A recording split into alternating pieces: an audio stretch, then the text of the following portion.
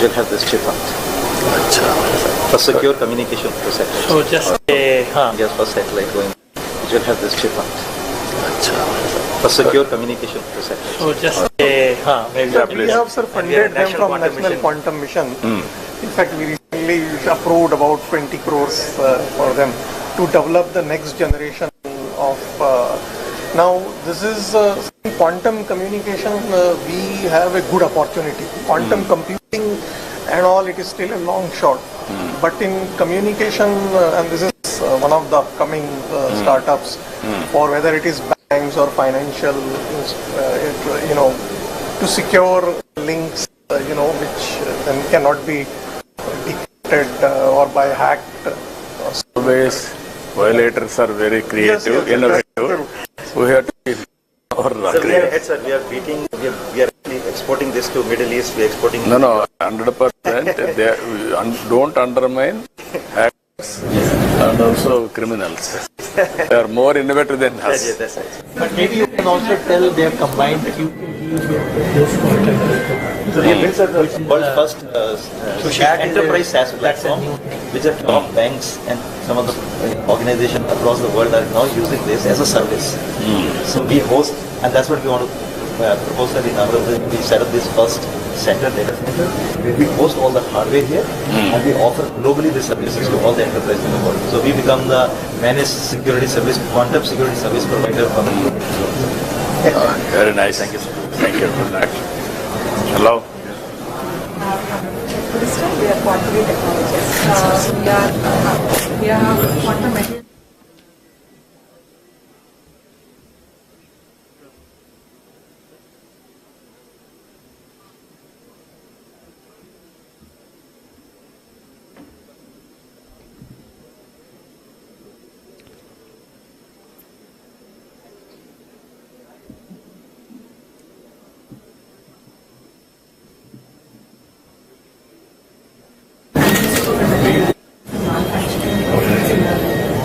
Now with National Quantum Mission, we are also with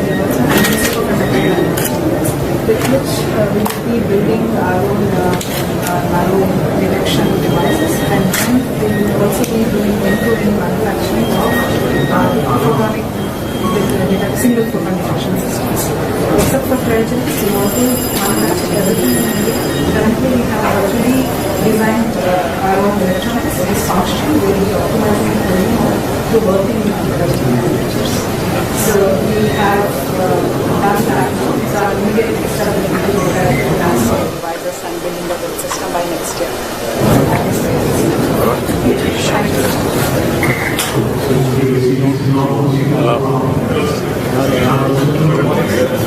We have PhD students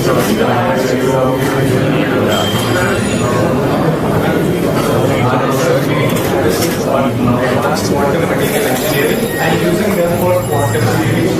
So as you may know, in order to perform quantum computation or quantum science, we need to go down to very low temperatures like -272 degrees Celsius. And in order to do that, we require hardware backing, and we have fundamental and foundational works in this field as well. So this is a customized solution that we have built, and this is very customized to the kind of research that we do, which is developing advanced quantum materials, studying them and characterizing them. So the kind of devices that we study, called molecular beam epitaxy or the cryostat, is what we have built in-house. And this is a kind of technology which is not developed in India. And this is the prototyping of which is in-house built in KIFR Hyderabad. And we are thinking of going and expanding towards more industrial areas. So you are from which place? Which institute? Tata Institute of Fundamental Research, Hyderabad. Tata. So Bombay has another institute in Hyderabad, which was started about 15 years back.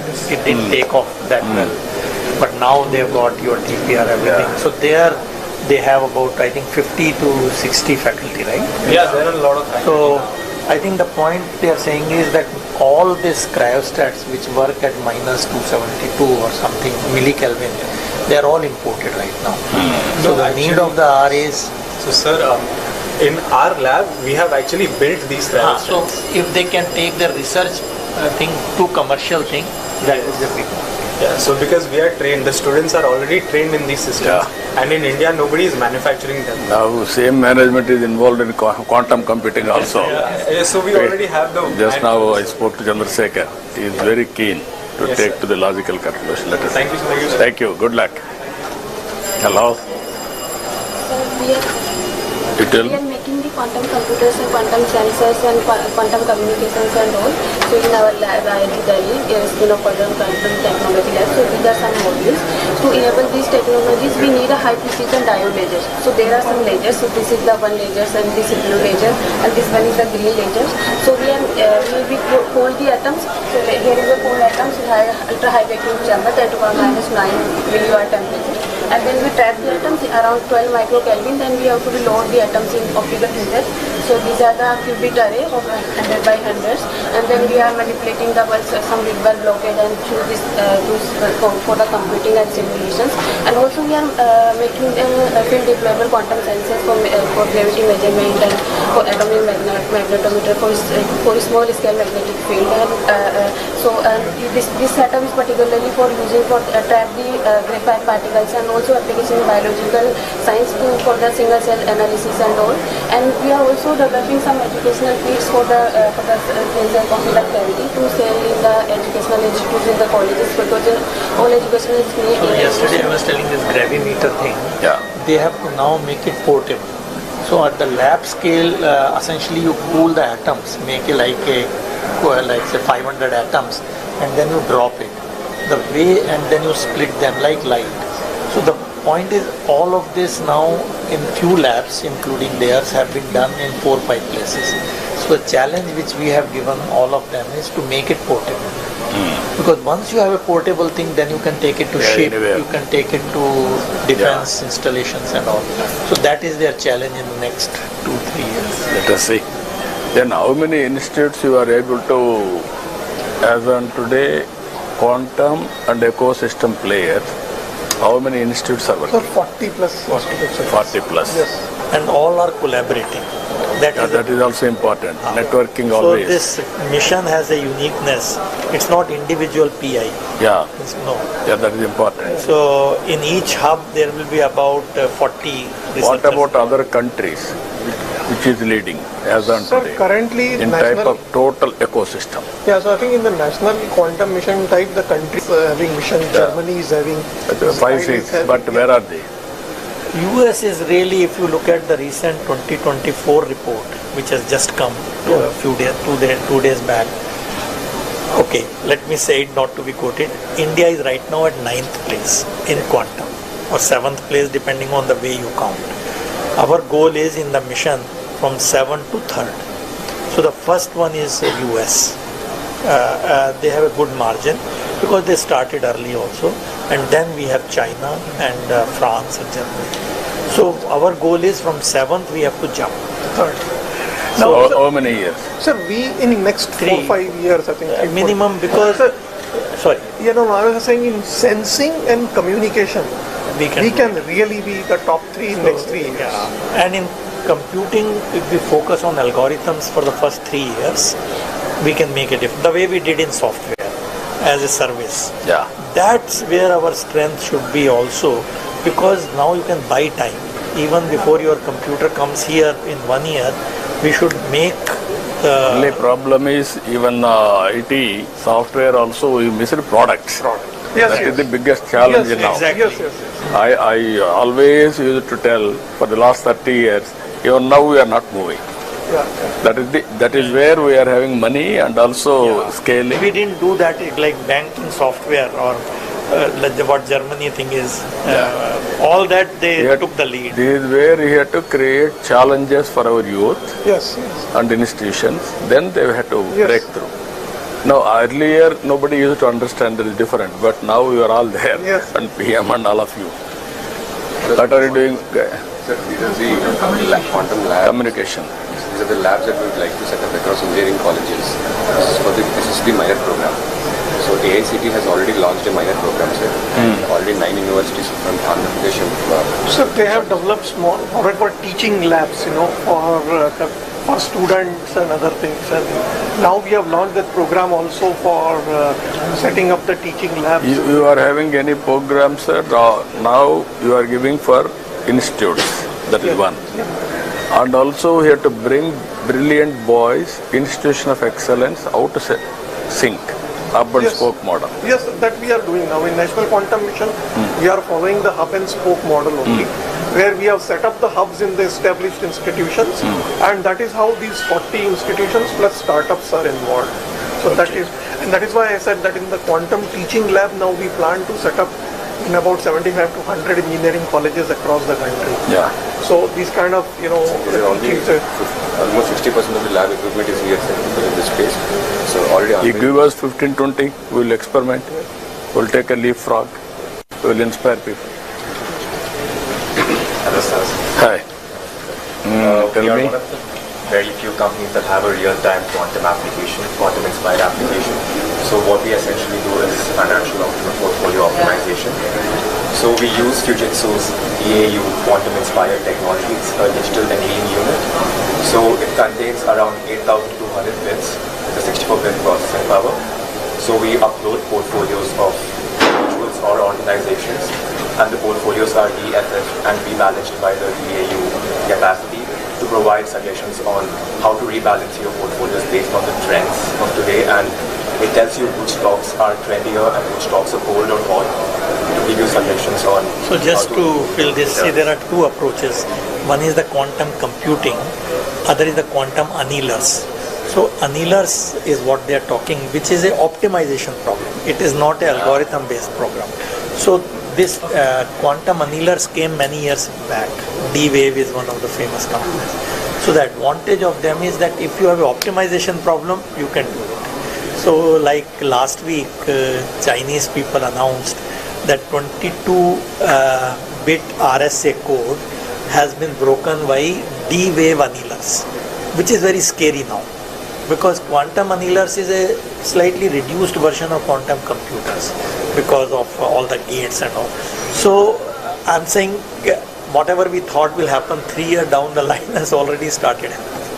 So quantum annealers, you are making them or you are using them? Fujitsu. So D-Wave, Fujitsu, they have come out with annealers which are not worried about fault and all that, unlike quantum computers. So I just thought... And also they can run on simulators also. Simulators. So they can run on high performance computers. So it's a bit, it's as I said, it will happen sooner than later. Yeah. It is always challenges and opportunities, and innovations will go parallelly. Very interesting. Hello, sir. Om Namo Narayan. Hello. We are from Quantum Clairvoyance from Hyderabad, and our CEO is an ex-army colonel, retired from Signals. He was more keen in breaking the enemy communication. So after coming out, he felt always that a country is more strong if it's a product-oriented rather than a service-oriented. So keeping that in mind, he developed 3 good products which we have launched last month itself. One is which is already as in the drug discovery. To do a drug discovery, it takes a lot of time, but we are not into the clinical trials. So we find the right compound and we'll tell that which compound is more effective and more efficient, which gives more performance before it goes to the clinical trials. So if the cycle is 4 years, we reduce it to 1.5 years, so that we are ready to go for clinical trials. So we are in the software domain building applications. One more is we have developed we have no VPN of our own in India. So we came out of our quantum VPN. So after doing research of 8 years, after analyzing all the VPN service providers, even now in any of the government we use foreign VPNs, we don't have an India VPN. So we developed a VPN with the same features and giving an extra mileage, the USP as a quantum VPN. So we are always talking to the Telangana government, so that we tell, why don't you white label? We'll give you source code, we'll give you everything, we'll give you training. It will be first of its kind to launch a quantum VPN in India. So that is one. We have come out with one more application called Quantum Wrap, irrespective of your hardware. Tomorrow if quantum computer becomes a reality and it can also be broken. So we use the PQC, post-quantum cryptography, and we ensure that any of your existing applications or your hardware can be made quantum safe. And we can show you a proof. that what was it before and what is it after we use the quantum. So this is using the NIST. Yes, NIST approved. Crystal Kyber. Yes, and we have already. So NIST has approved out of the four, one of them, which they gave a challenge for about 4 years to break it. If you can break this, then they'll give you some money. So in 4 years, it won't be broken. Ethical.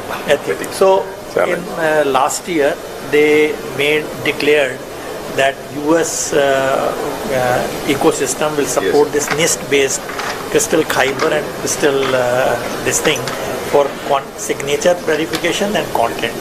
So all over the world, people are now saying at least it is safe for now. We don't know after 5 years, but India also not 5 years, even tomorrow. NIST has come out with a regulation that irrespective of any application. So this will be a thing. So this NQM has set up a quantum safe committee to look at all these financial sectors and so on, and adaptation of PQC and so on. So I think this is again where I think this valley can. We can take a challenge, sir. Give our own VPN. We can white label it as Andhra's VPN, and so you can talk to sets. You know, there is an institute called sets. You can work it out with all applications. You can go through. Wherever it is applicable, we will adopt it. Hello. Please. We are like founders of the company. So we would like to thank you. We are the only company which started from Fintech Valley Vizag back in 2018, the government grant. Okay, so this is the only quantum company which started from Vizag, and now, sir, we are actually 40 plus team members, and we work in the field of quantum safe communication.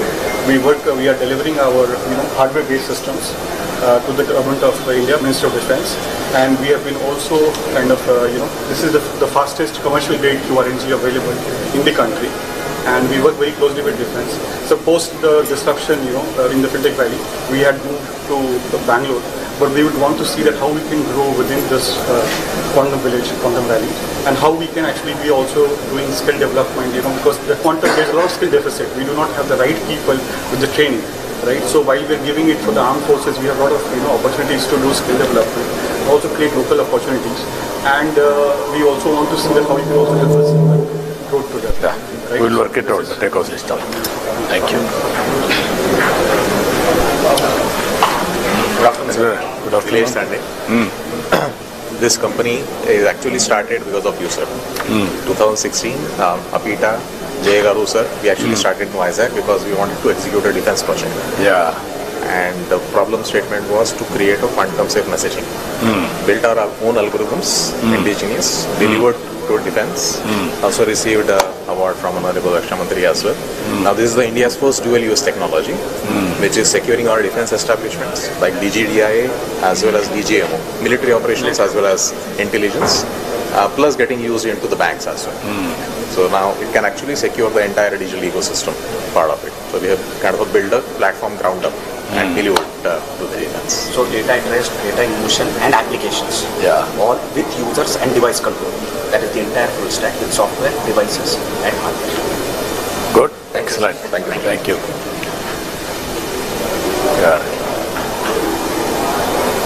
Please. Sanjay. We are into quantum communications and quantum sensing. This is quantum memory, which stores, we can store up to 1 KB, even the quantum computer, whatever is building, not the storage, it's only computation, but here you can get storage. There's a huge application in the area of quantum key distribution network, and we are into quantum sensing too. We are in collaboration with AMTC, sir. AMTC Turkey, we are collaboratively, we want to build a quantum biosensor for MRI. Main application of this one is for regular MRI, manaki 10x resolution of the quantum sensor can give you almost 1000x resolution, molecular level resolution. Like it would be a game changer in the healthcare industry. Magnetometer. No, based on NV centers in diamond. In the rubidium rays. So there are two ways. One is that in diamond you put nitrogen as a defect. So NV centers is very sensitive. So the one set of people use that. Other one is this atomic thing which they trap, like rubidium atom, and that is also very sensitive to magnetic field. So essentially you're mapping the magnetic field. So like in nano Tesla or pico Tesla, depending on whether it is portable or not. So this is something again in the NQM also we want to take it to the next level, but more important is to make it portable. Yes, yes. Because that's... We have already started POC with AMTV. Jitendra Sharma garu. You are working there? Yes, yes. We are in... Okay, that's great. Hello. Please. Hi. Carry on. You can explain. So we are actually building components and hardware that can manipulate and measure light. And this is very important because we have a big problem in India. Is whatever you see here, all of this is coming mostly from outside India. What we are doing is basic components from the detectors, the wires and the optics. We are building here within India, which will make us a sovereign capability in quantum. So if you see, the whole ecosystem will probably be a partner or a customer for us someday. So this is cornerstone. As on today, with all these things, how much we are able to import? What is the percentage? I'll tell you. In quantum computing, the import component is almost 80%, 70 to 80%. In quantum communication, the single photon detector and the photon source, right now it is imported, but we are almost like 7 to 8 labs have come to a very high level.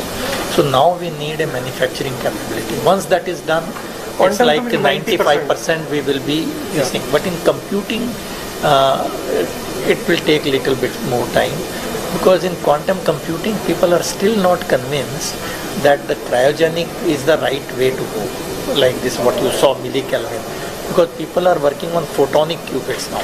Once that becomes a reality, actually it will work at room temperature, except the detector which will be at liquid helium. And for these sensors or NV center, the diamond itself, that is being imported, which can also be done. So Surat people have started doing, because you know Surat we have this diamond industry. So they have, for them this business is too little. So whereas their other usage is much more. So there is a commercial challenge. So, very interesting challenges, but we have to break through. So we will have to give probably gap funding. Viability gap funding you have to give and then make it viable. Commercially. So that is where I think, so in that you will be surprised, the seed to grow diamond is imported. So actually in the last meeting with PM, in another meeting, he gave a challenge. He said, launch something on making the seeds for the diamond, which looks so easy, but it's not easy. I don't know how he knows it.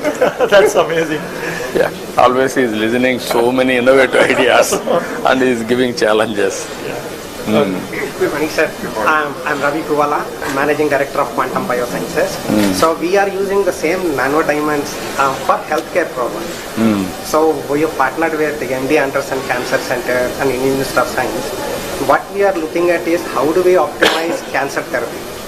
But the more exciting thing for us is to come to Andhra and focus on rare diseases like the kidney disease problem that are the unknown region, and apply the quantum sensing using to solve such problems. Because that will be very local and nobody would have done the integrated biosensing and focus on a local problem that will have a global impact. Okay, I will be very happy to associate. Ask health department to work it out. This is actually another application of quantum sensing for healthcare.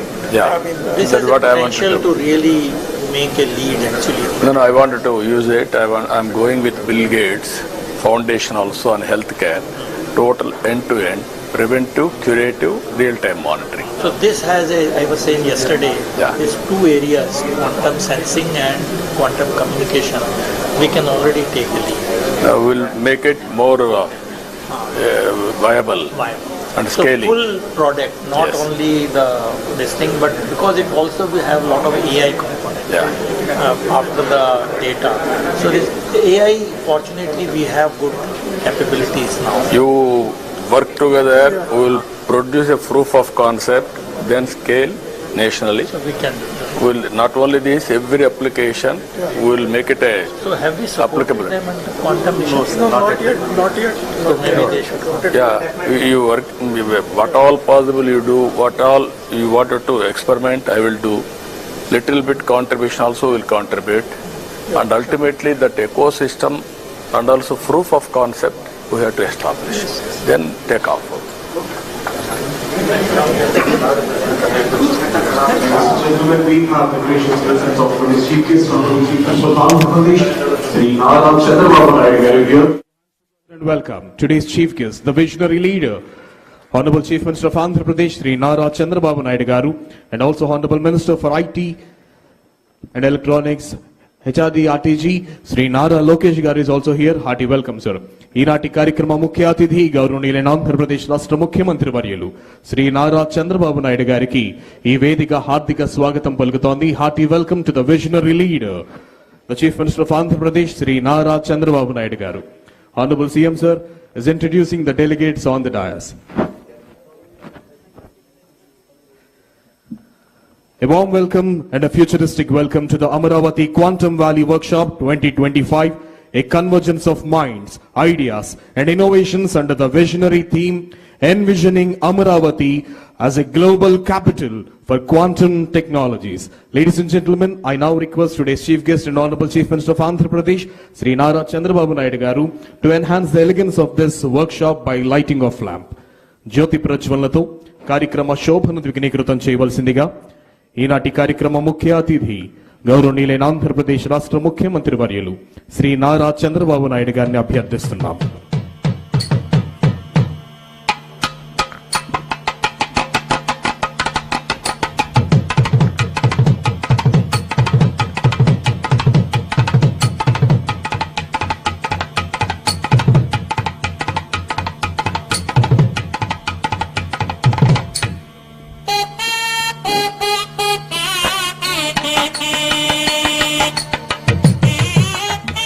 In the world,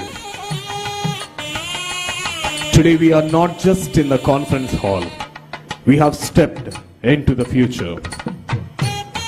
In the world where data moves at the speed of light and computation defies classical limits, Amaravati rises not just as the people's capital of Andhra Pradesh, but as the emerging quantum capital of the world. I request everyone to please be seated. Ladies and gentlemen, let's take the pride in knowing that Amaravati, the heart of Andhra Pradesh, is ready to spearhead the next quantum leap in technology, thought and transformation. So dear guests and everyone, fasten your intellectual seatbelts, open your minds and get ready for the journey beyond the time and future.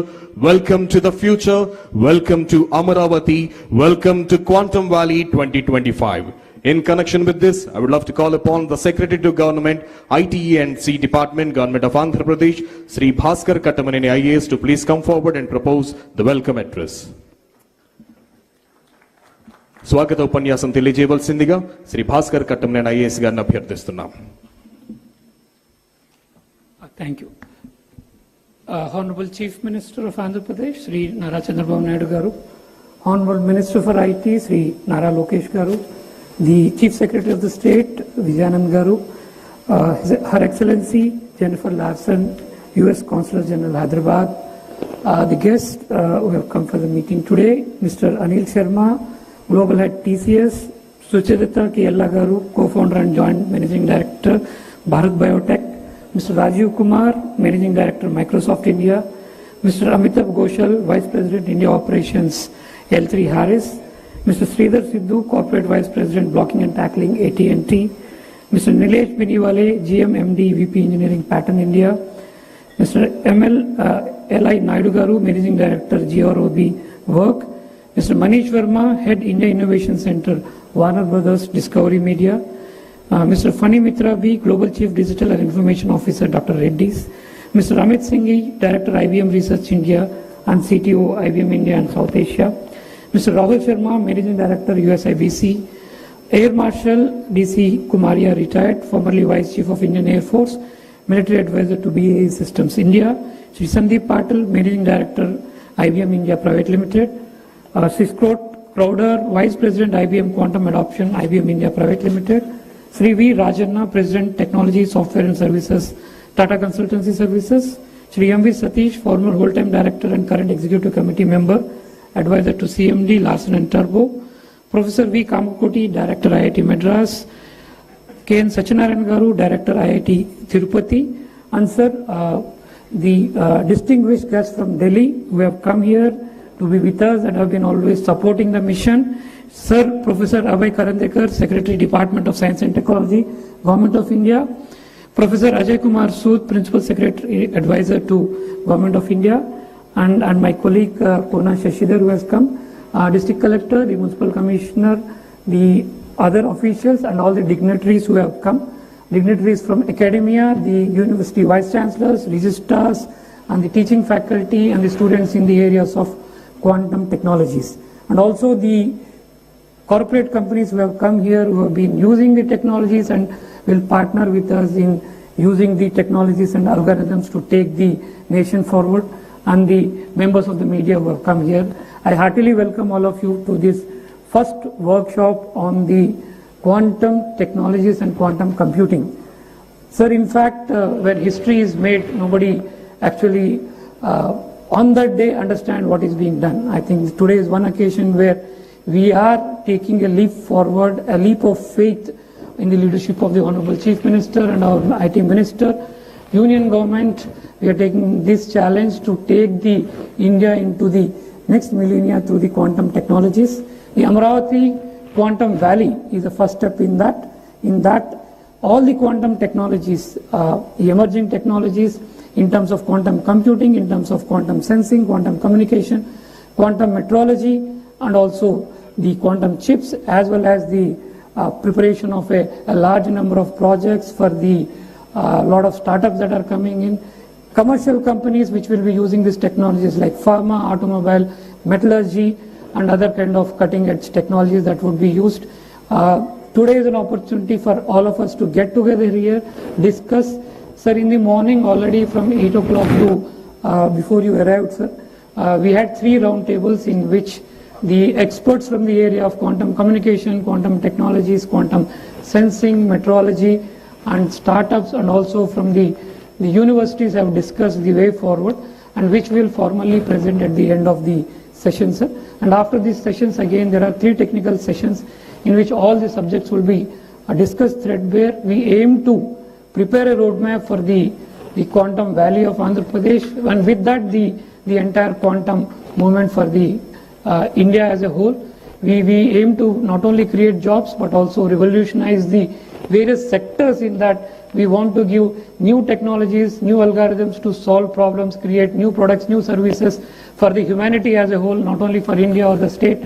We want to be the focus and we want to be the center of the universe for the quantum technologies for the humanity to come. And we take this opportunity to again to welcome all of you, and we hope that all of you have a good discussion and have a lot of understanding, and you take away a lot of knowledge and a lot of philosophical thinking, because quantum is not only about technology but is also a lot of philosophy. In fact, quantum is also mired in our Indian mythology, also in our manuscripts also there are elements of this. So we hope that all of you take these elements back, and we hope that we make your time here worthwhile, and all of you go back with a lot of knowledge and a lot of enthusiasm and a lot of motivation to take the technologies and the system forward. Thank you.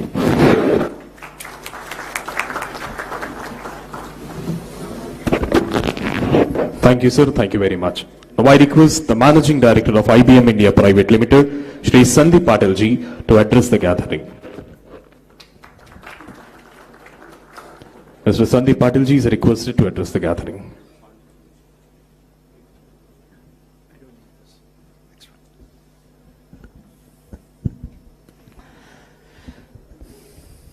Thank you.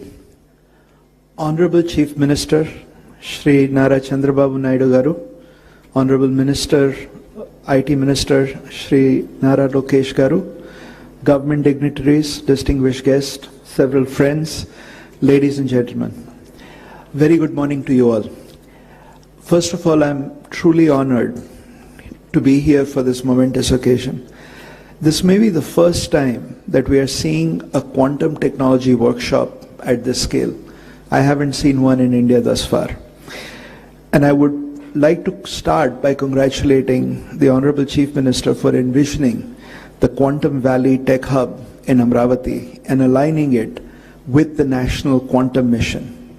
We have all witnessed the phenomenal contribution to India's IT revolution that he has contributed to in the 90s under his leadership.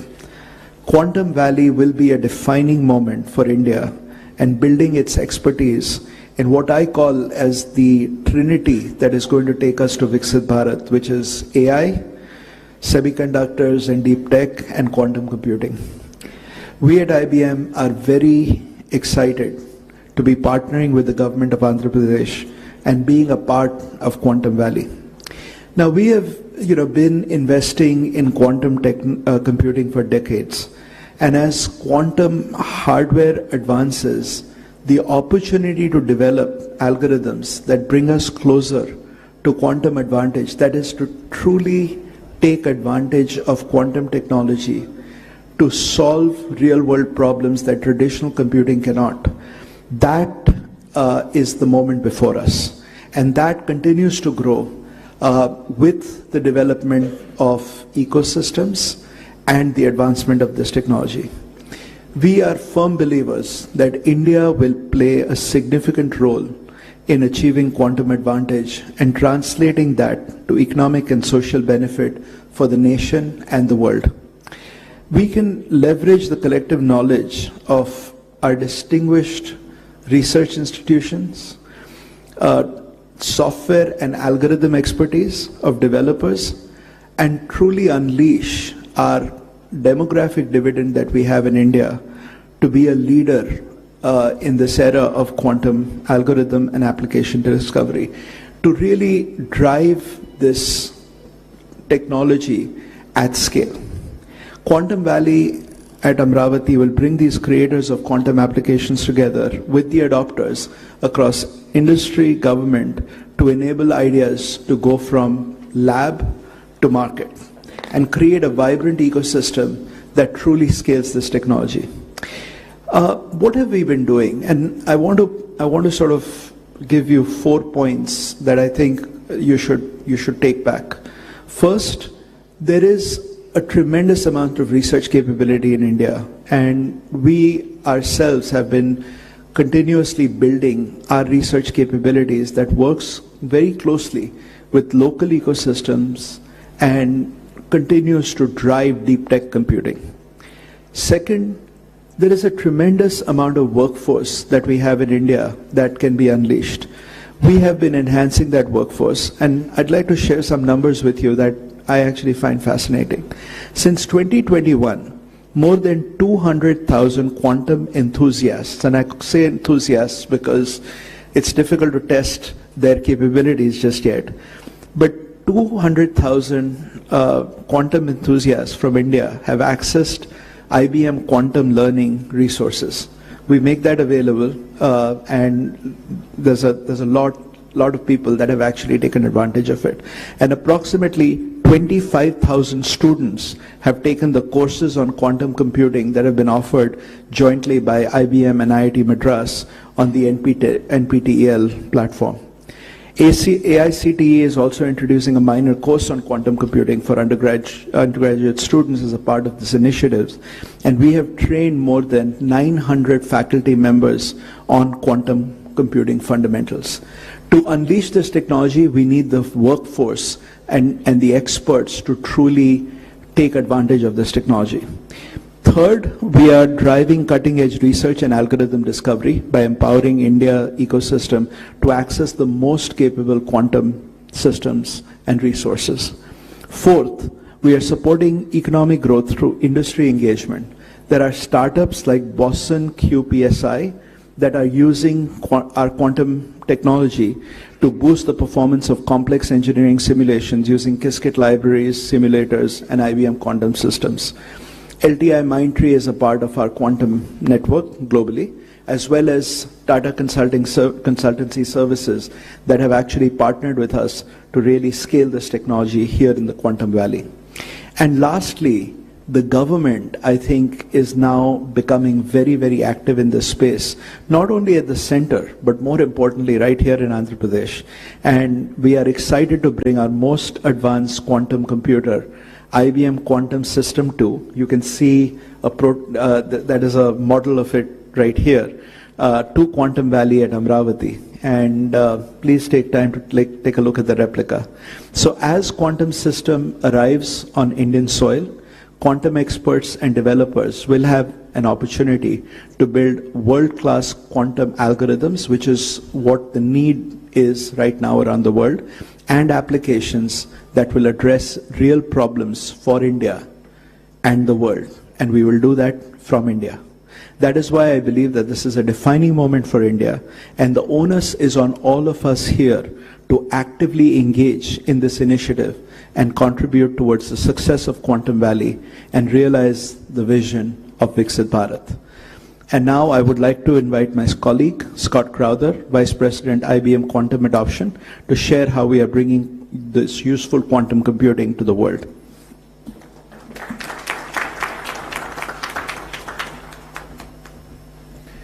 Good morning.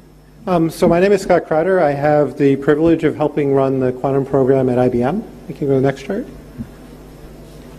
Oh, excellent.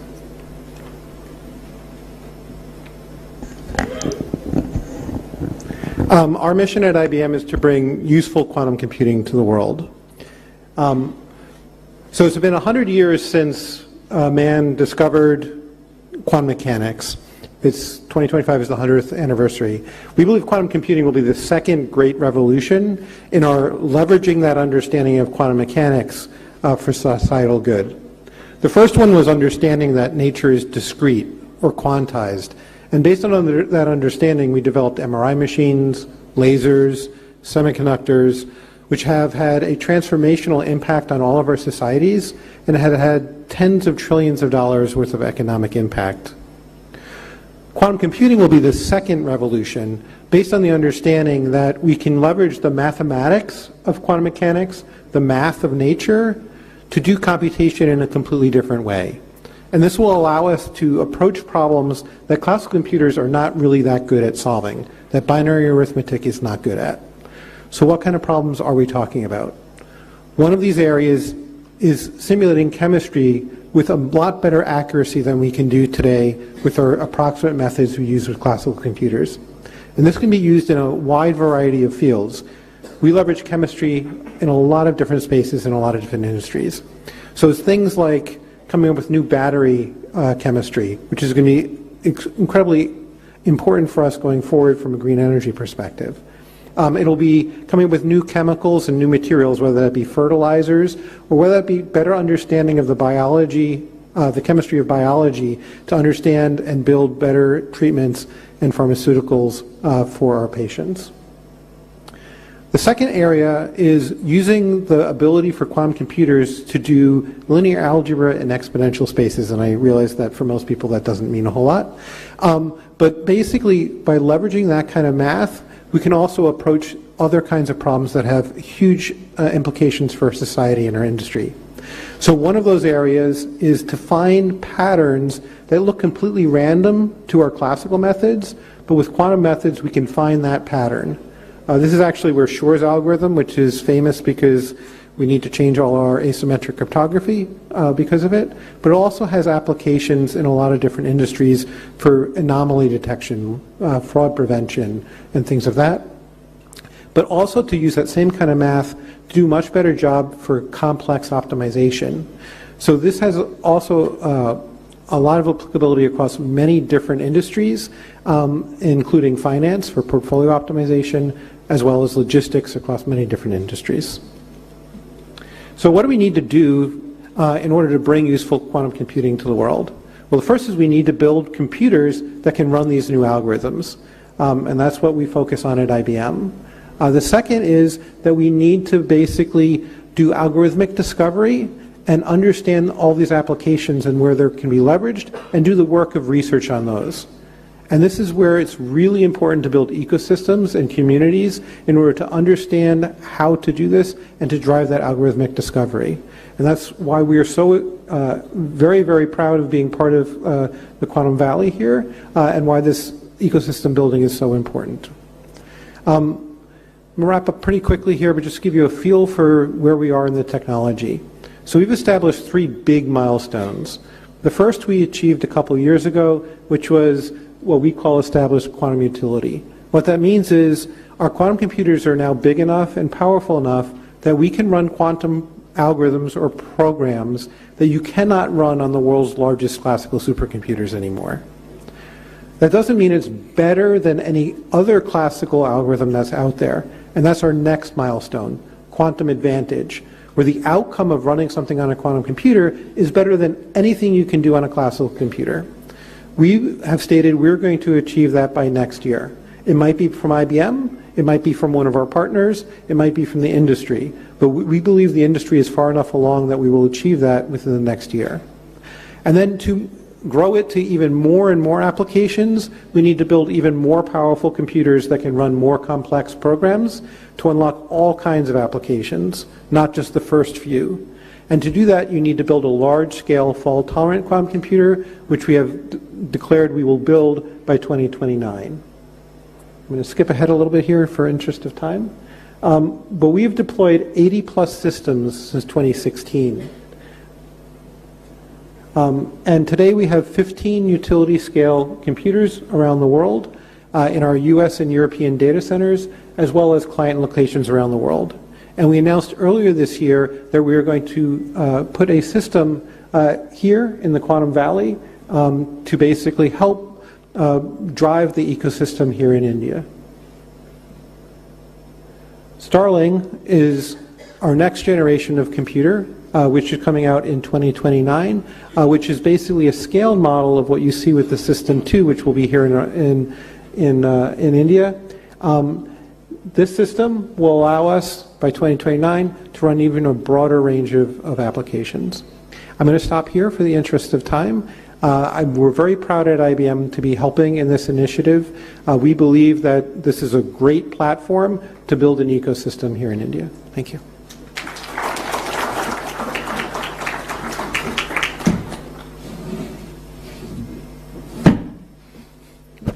Thank you, sir. Thank you very much. Now I invite the President, Technology Software and Services, Tata Consultancy Services Limited, Shri V. Rajan Garu, to please come forward and address the gathering.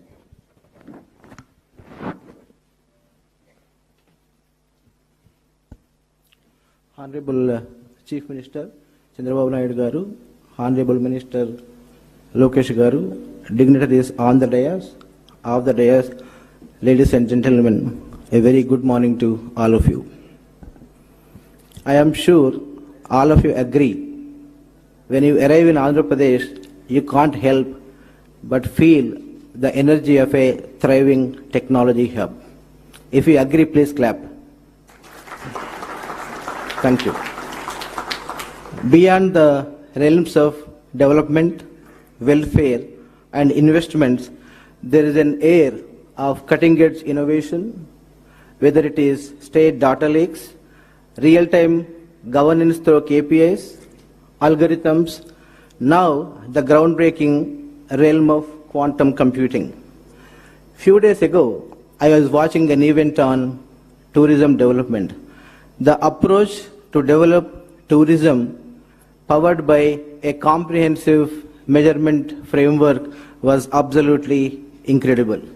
And this spirit of AP's innovation continues with this quantum workshop, marking the beginning of another transformative journey. It is a visionary move that State of Andhra Pradesh, under the leadership of Honorable Chief Minister, is embarking on its quantum journey in the year 2025. Some of you may be aware, this year holds a special significance as United Nations declared 2025 as the International Year of quantum science and technology. Further, 2025 coincides with the 100th anniversary of Mr. Werner Heisenberg's seminal paper, which has laid the foundation for quantum mechanics. Quantum is a new paradigm shift in computing. We need quantum computers not because traditional ones lack capability, but as you know, some problems are simply vast, too complex, and too quantum. The Quantum Valley in AP is said to be a cornerstone for researchers, academic ecosystem, startups to delve into new algorithms, simulate intricate systems, and solve problems that were previously intractable. This is just not a computing infrastructure platform, but a national asset that will propel India's leadership in research and development. Quantum is inherently interdisciplinary and brings diverse fields together, whether it is physics, computing, engineering, AI, and material sciences, fostering collaborative innovation between academia, industry, government, and startups. At TCS, we are exploring quantum to solve a variety of intractable problems, whether in molecule or drug discovery, complex optimization problems such as risk and portfolio optimization, and AI model training for complex data sets. Sir, TCS is committed to supporting your vision, bringing in our research expertise, deep tech capabilities, and global partnerships. In fact, TCS and IBM have been partners for more than 50 years. Together, we aim to build scalable, secure, and globally competitive quantum solutions that serve your vision of Swarnandhra 2047 and Viksit Bharat 2047. This initiative promises to create high-end jobs, attract global investments, and cultivate a robust ecosystem in the state of Andhra Pradesh. And the state is poised to serve as a backbone of India's deep tech economy and futuristic technologies. And equally important is the role this initiative plays in talent development, as AP stands out as one of the nation's most vibrant talent hubs, and TCS is happy that we have been leveraging AP's talent pool for several years. Sir, finally, TCS enjoys a special partnership with you. We have been working with your leadership for more than 3 decades. And with your support and guidance, we have been collaborating in AP on numerous programs, whether it is State Data Lake, Real-Time Governance, NTR, Barossa, CDAP, and many initiatives in education in the state of Andhra Pradesh. We are very, very excited to expand our partnership with AP further with quantum, as well as establishment of our global delivery center, which is going to deliver for multiple industries and multiple markets in Vizag very, very soon. And thank you, sir.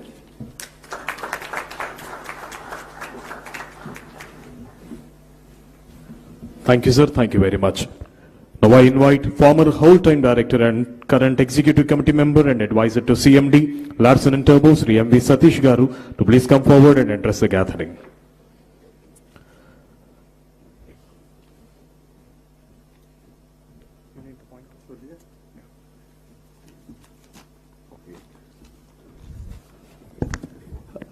Hello.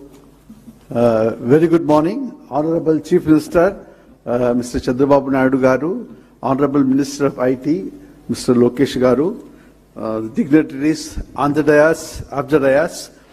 I think my time has been cut up. So many people have spoken about, already the quantum computing.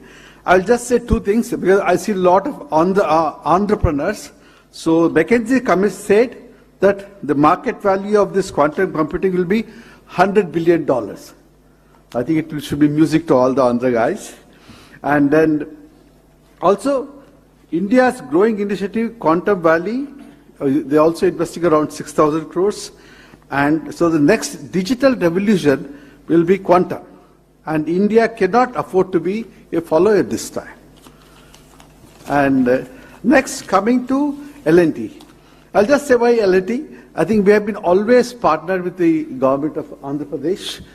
When we started the high-tech city in 1995, so where Mr. Chandrababu Naidu gave us the lead. We also did the high-tech exhibition, and we started this PPP model where we invest and then do the projects and all. That is something. And L&T is uniquely positioned, one, as an infrastructure partner.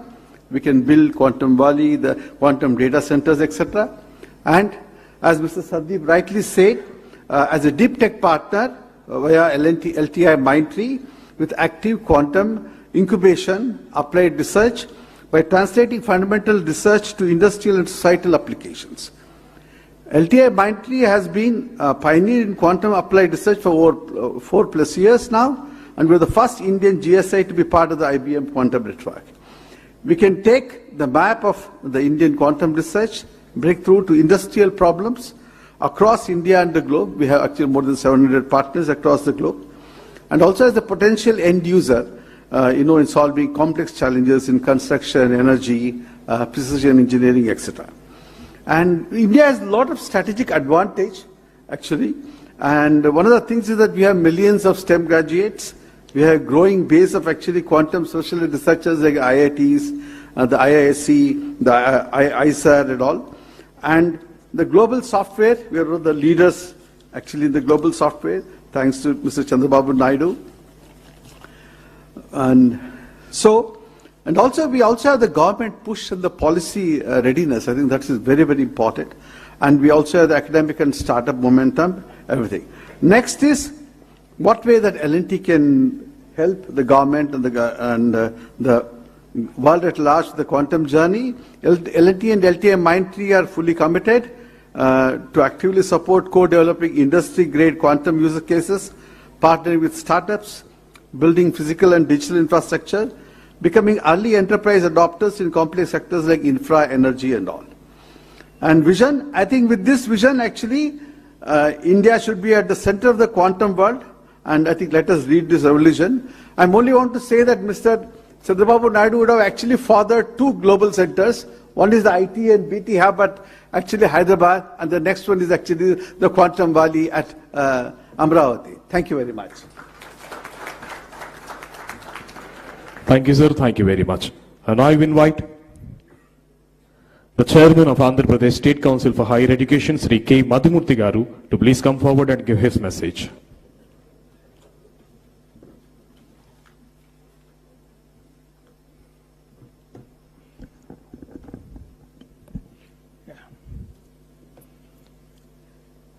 Honorable Chief Minister, sir. Honorable Minister for IT and Education, dignitaries on the dais, off the dais, leaders of the IT and industrial sectors, esteemed Vice Chancellors, Registrars, academicians, colleagues, a good morning to you all. This is a defining moment and a very important gathering, focusing on technology that is set to define and transform the world, quantum technology, which is rapidly reshaping the frontiers of science, technology, and the global economy. The National Quantum Mission is a significant step in India, and it is also encouraging to see the growing momentum across academia, industry, and the government in building our own quantum ecosystem. Sir, this is offering a great opportunity for Andhra Pradesh because of its strength in technical education, the progressive governance, and also the digital infrastructure that has already been created. In this context, as many countries that have already initiated this program have followed, placing importance on quantum technology, not only for scientific progress, but also for economic growth and national security. We also thought that creating leadership by preparation from the base of education is the only way that we could take charge of the situation. Sir, we have plans to introduce quantum technologies along with artificial intelligence in all the programs that we offer. Incidentally, Andhra Pradesh has a wonderful network of universities and technical institutions. Also, we find that the growing population of skilled youth within the state offers us great strength. In this particular context, sir, we thought we would introduce quantum technologies as part of the curriculum, all for the engineering as well as the conventional programs. With the stalwarts from industry, we have already charted out a draft plan of implementing these curriculum measures from the coming academic year 25-26. Of about 11 lakh students available on rolls today, we have close to about 4 lakh of engineers, as well as a little over 5 lakhs in the conventional programs. Sir, we should be able to touch upon a minimum of 30,000 students in the preparatory fundamental foundational course, as well as preparing our own faculty with training of trainers and faculty development programs aimed at developing about 500 educators, as well as we also hope that we should be able to facilitate about 1,000 internships with the cooperation of the industry. Sir, with the timely investment on education, research, and partnership, we as universities of Andhra Pradesh should be able to project our own activities to see that Amaravati Quantum Valley would be the leader for global economy. Sir, with this, we all are here to work together and collaborate with academia, industry, and the government, and see that we would be able to achieve what we have with respect to a ready, quantum-ready workforce. Thank you. Thank you for the opportunity. Thank you, sir. Thank you very much. I now invite Professor Kamakoti Garu, Director IIT Madras, to please come forward and address the gathering.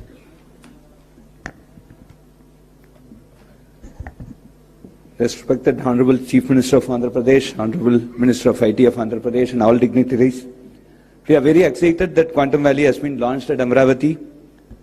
Bharat as a country, we are to define our own quantum advantage footing.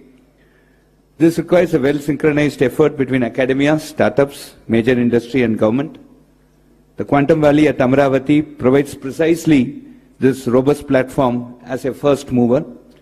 The National Quantum Mission launched by the DST Government of India has rightly identified 4 major verticals. We must make the best use of these. Friends, there are multiple areas we must quickly ramp up. Number 1, we need to demonstrate major use cases that shall clearly highlight the quantum advantage, specifically manufacturing, health, pharma, agriculture, finance, defense, communication. These are very prominent candidates. All domain experts from industry and academia must come together on a mission mode to achieve this particular goal. The second important aspect that we should concentrate is on human capacity building at scale, specifically educating conventional computer architects and programmers on quantum computer architecture and quantum programming, and sensitizing and training subject domain experts in quantum advantage. Moving to utility quantum environments at the earliest is also very crucial, And in this direction, we must aspire to demonstrate short-distance quantum communication and also look at quantum desktops and quantum sensing as part of smart city type of IoT projects, in addition to the quantum cloud environment that is envisaged at Amravati. The third important thing is major translational research and development must start happening, specifically manufacturing quantum components in India. We have very good precision manufacturing industry here. Standardization and metrology for quantum systems is also extremely important. And classical computing support to quantum computing, like the 5G, it's a non-standalone 4G plus 5G. The quantum computing for time to come will exist along with classical computing, and it needs support from the classical computing environment. So the role of innovation and entrepreneurship, and specifically startups, is extremely crucial in this direction. So let me conclude offering my best wishes to Quantum Valley, assuring you, sir, of all support from IIT Madras, and let us all put together our best efforts to ensure that the quantum computer starts physically functioning at Amravati on January 1, 2026, and we demonstrate 100 use cases. We demonstrate 100 use cases that shall prove the quantum advantage across multiple domains by August 15, 2026. Thank you very much. Thank you, sir. Thank you very much. Now I call upon Shri K.N. Satyanarayana Garu, Director IIT Tirupati, to give his word.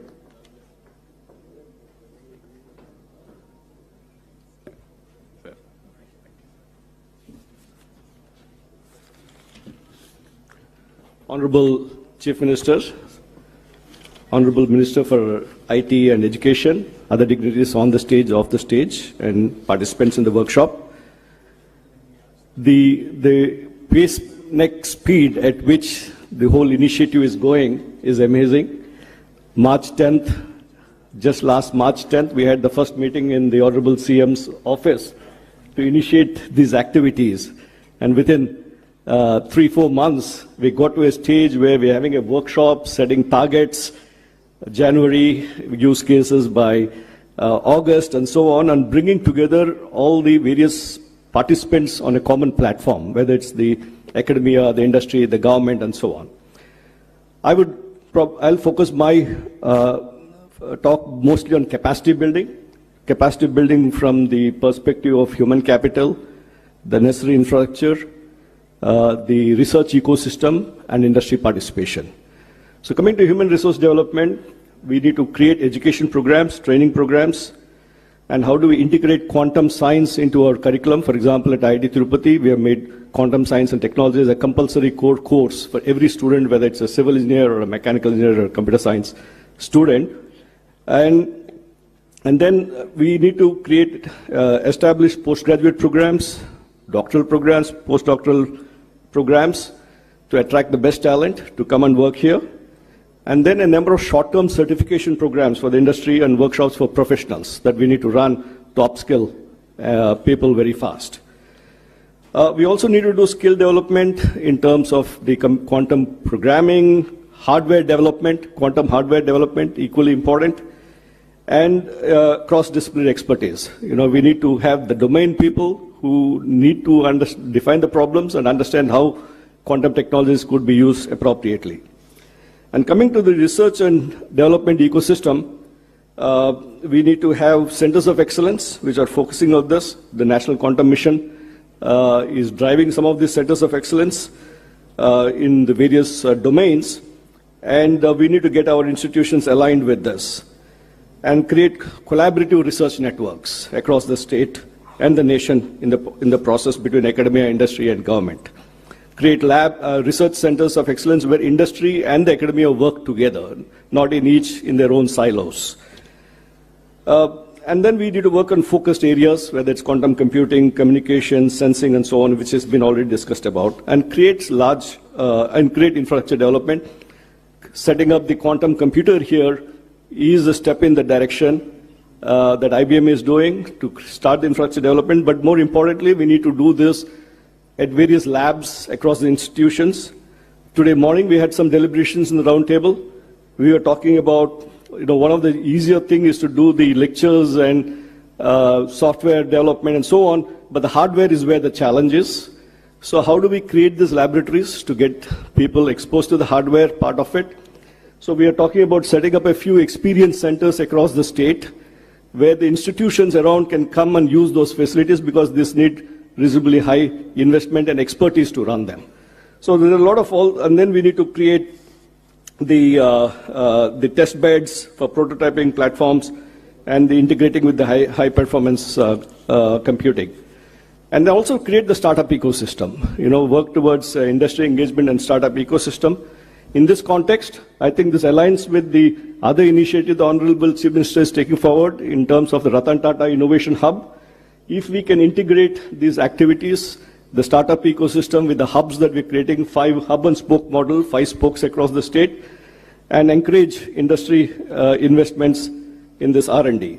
And startup incubation and various application development, which the earlier speakers talked about, and the policy and the regulatory framework, and create public awareness and outreach. Why we are doing this. For example, yesterday, I think Venkat's book is getting launched today, where he's translated Quantum Nation to Telugu, so that we get it across to people. So we need to get people along as to understand why we're doing all these things. So all this, and then create networks in terms of international collaborations. So what we need is a holistic approach, including education, R&D, infrastructure created, industry participation, policy and global collaboration to ensure leadership in this transformative domain. Thank you very much for this opportunity. Thank you, sir. Thank you so much. Now we cordially invite Madam H.E. Jennifer Larson, Consul General, Hyderabad, United States of America, to please come forward and give her message.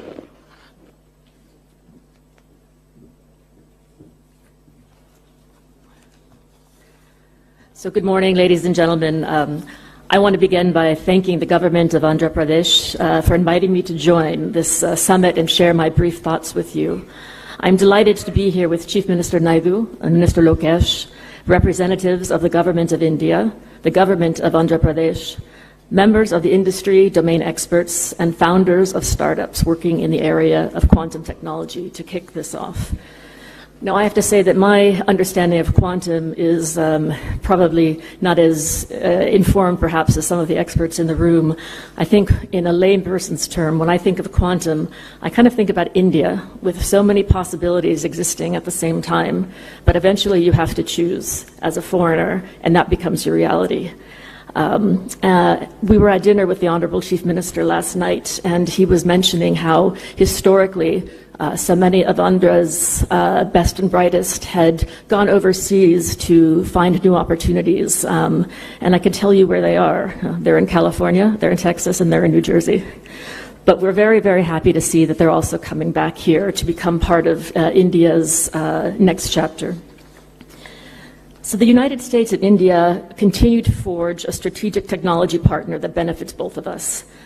In February this year, President Trump and Prime Minister Modi launched a new initiative which is called the U.S.-India Compact. And this means to drive transformative change across key pillars of cooperation. So they announced the launch of the U.S.-India Trust as well, which aims to catalyze government-to-government, academia, and private sector collaboration to promote application of critical and emerging technologies in areas like defense, artificial intelligence, semiconductors, quantum, biotechnology, energy, and space. And I'm pleased to share with you today that cooperation with India on a range of technologies, including quantum, has never been more exciting or as promising as under this initiative. Trust is building upon decades of science and technology collaboration between the U.S. and India. This includes activities under the Indo-U.S. Science and Technology Forum, which was established in 2000. For example, in quantum, the forum in 2019 founded the Joint Center for Secure and Resilient Quantum Optical Networks, which is a partnership between IIT Indore and the University of Nebraska at Lincoln to address technical challenges. In 2023, the United States and India announced a $2 million commitment to fund joint research, development, and commercialization of quantum technologies.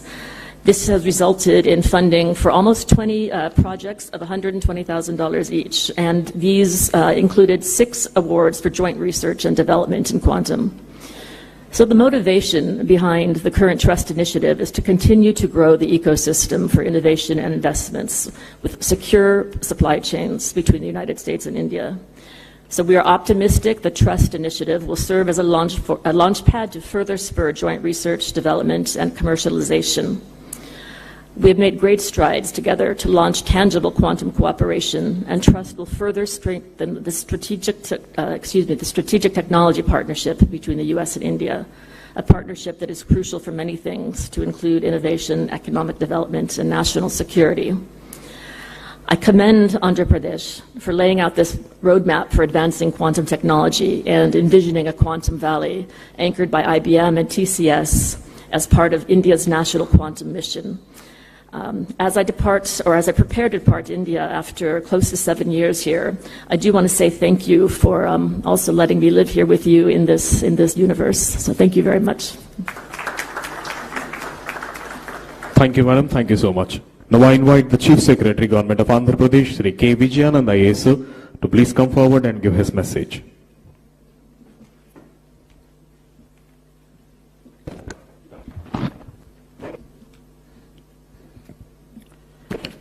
Honorable Chief Minister of Andhra Pradesh, Sri Nara Chandrababu Naidu Garu, Honorable Minister for IT, Electronics, RTGS and Education, Sri Nara Lokesh Garu, Secretary, Department of Science and Technology, Professor Abhay Karendkar, Principal Scientific Advisor to the Government of India, Professor Ajay Kumar Sood, Her Excellency Jennifer Larson, Sri Sandeep Patil, Sri Scott Crowder, Sri Rajana Garu, Professor Kamakoti Garu, Satyan Garu, senior officers from Government of Andhra Pradesh, esteemed dignitaries and friends. I welcome all of you to this Amaravati Quantum Valley workshop today. This workshop is being organized by Government of Andhra Pradesh. Our partners are TCS, L&T, IBM, and of course Government of India, Ministry of Science and Technology. The Andhra Pradesh Quantum Valley represents a pioneering initiative aimed at establishing India's first dedicated quantum computing and deep technology ecosystem in Amaravati. This initiative is guided by our visionary Chief Minister, Sri Nara Chandrababu Naidu Garu, whose untiring efforts to promote emerging technologies is well known to all of us who are present here. The inauguration of Quantum Valley at Amaravati is proposed on the 1st of January 2026, and this project is in alignment with India's national quantum mission, and it aspires to position the state as a leader in quantum innovation. This initiative also encompasses a technology park developed in collaboration with IBM, TCS and L&T, featuring India's largest quantum computer, IBM's 156 qubit quantum system 2. State universities will integrate quantum computing courses into their curriculum, with Andhra University planning to offer degree programs commencing from 2025-26 academic year. This initiative will ensure skilled workforce for the quantum industry. This project aims to enhance public services and develops India's first quantum governance framework. The long-term vision of the initiative is to foster collaboration among academia, industry and government, thereby generating employment opportunities and attracting global investments. Quantum Valley will support various advanced technology sectors, including artificial intelligence, semiconductors, high-performance computing, cryptography, cybersecurity, defense and space tech, advanced materials and photonics, etc. This includes a multidisciplinary approach. The Quantum Valley will integrate smart city features and sustainable technologies with 100% renewable energy, rooftop solar panels, green building norms, district cooling systems, EV charging and EV vehicles, etc., aiming for a renewable energy powered environment. As on today, as we proceeded with the workshop, today already in the first round table, 3 general sessions have been covered, and of course after this inaugural session, there will be another 3 technical sessions. totally covering quantum computing, its algorithms, hardware ecosystems, sensing and communications, quantum materials and chips, capacity building, as well as the National Quantum Mission Theory. So all of us know this is one of the best initiatives taken up by the government of Andhra Pradesh, and I thank all of you for supporting this initiative, and I wish this workshop a grand success. Thank you. Thank you, sir. Thank you very much. Now I call upon Secretary, Department of Science and Technology, DST Government of India, Professor Abhay Karandikar Garu, to please address the gathering. Thank you. Thank you very much, Honorable Chief Minister of Andhra Pradesh, Shri Chandrababu Naidu Garuji, Honorable Minister Shri Lokesh Garuji, distinguished members from academia, government, industry, startups, innovators. Let me begin by first congratulating the government of Andhra Pradesh and particularly the leadership of Honorable Chief Minister for his foresight for setting up the Amravati Quantum Valley.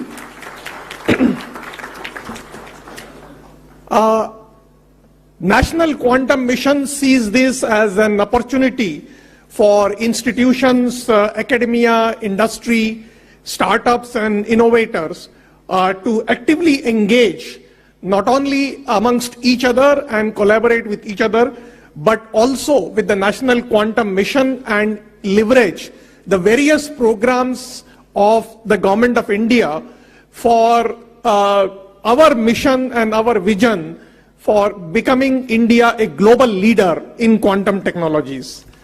The National Quantum Mission has set up the 4 thematic hubs in the areas of quantum computing, quantum communication, quantum sensing and metrology, and quantum materials and devices.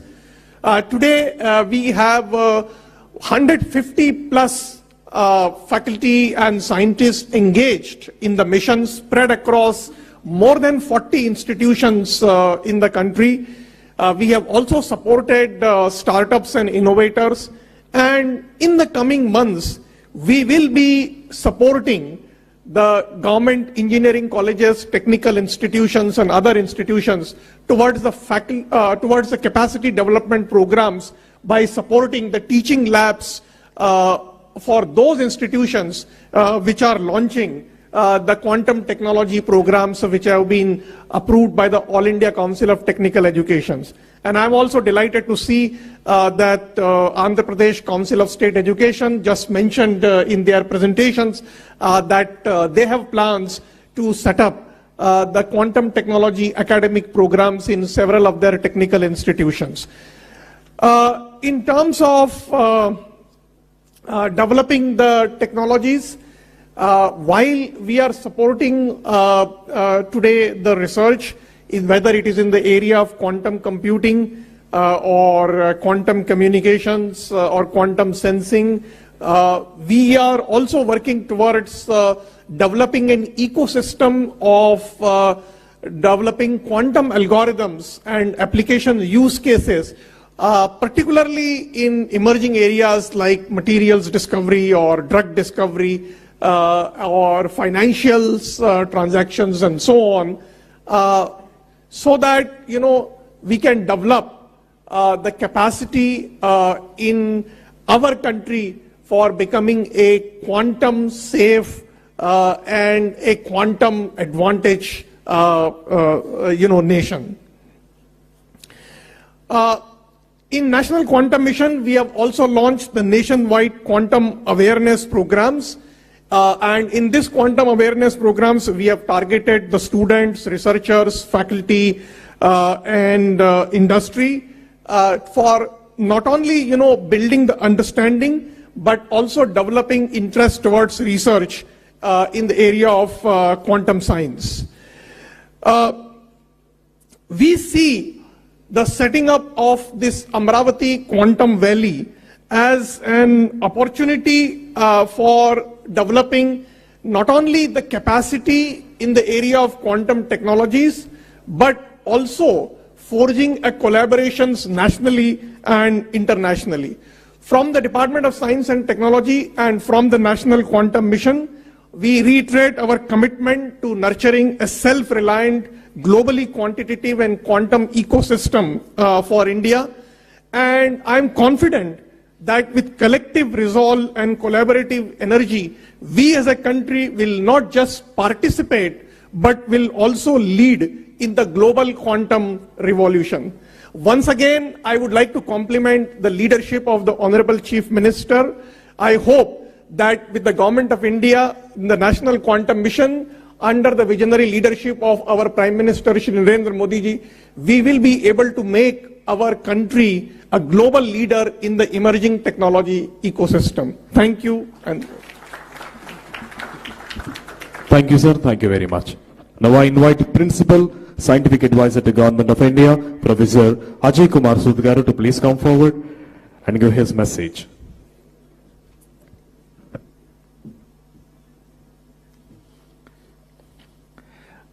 I am truly privileged to join the dignitaries on and off the dais, especially our Honorable Chief Minister of Andhra Pradesh, Shri Chandrababu Naidu ji, and Shri Nara Lokesh Garu ji. Our Honorable Prime Minister, Shri Narendra Modi ji, and Shri Chandrababu Naidu Garu ji have both strongly believed in the transformative potential of new and emerging technologies for delivering public good. So National Quantum Mission, along with other missions, and Quantum Valley at Amravati are two examples of this vision. I would like to again join Abhay in congratulating Honorable Chief Minister for really taking this very visionary step in showing the way for accelerating quantum technology dissemination across all sectors. Now, as quantum technology is indeed the flavor of the year, as was mentioned, year 2025 is declared as the International Year of Quantum Science and Technology by the UN, which really celebrates the century-long development of quantum mechanics. This is also an example where very fundamental science results in disruptive technologies over a period of time. So quantum technology, as was mentioned repeatedly in the last few minutes, is really the newest technology frontier, which is a must for strategic autonomy of any country. It will indeed transform the landscape, technology landscape, over a wide canvas.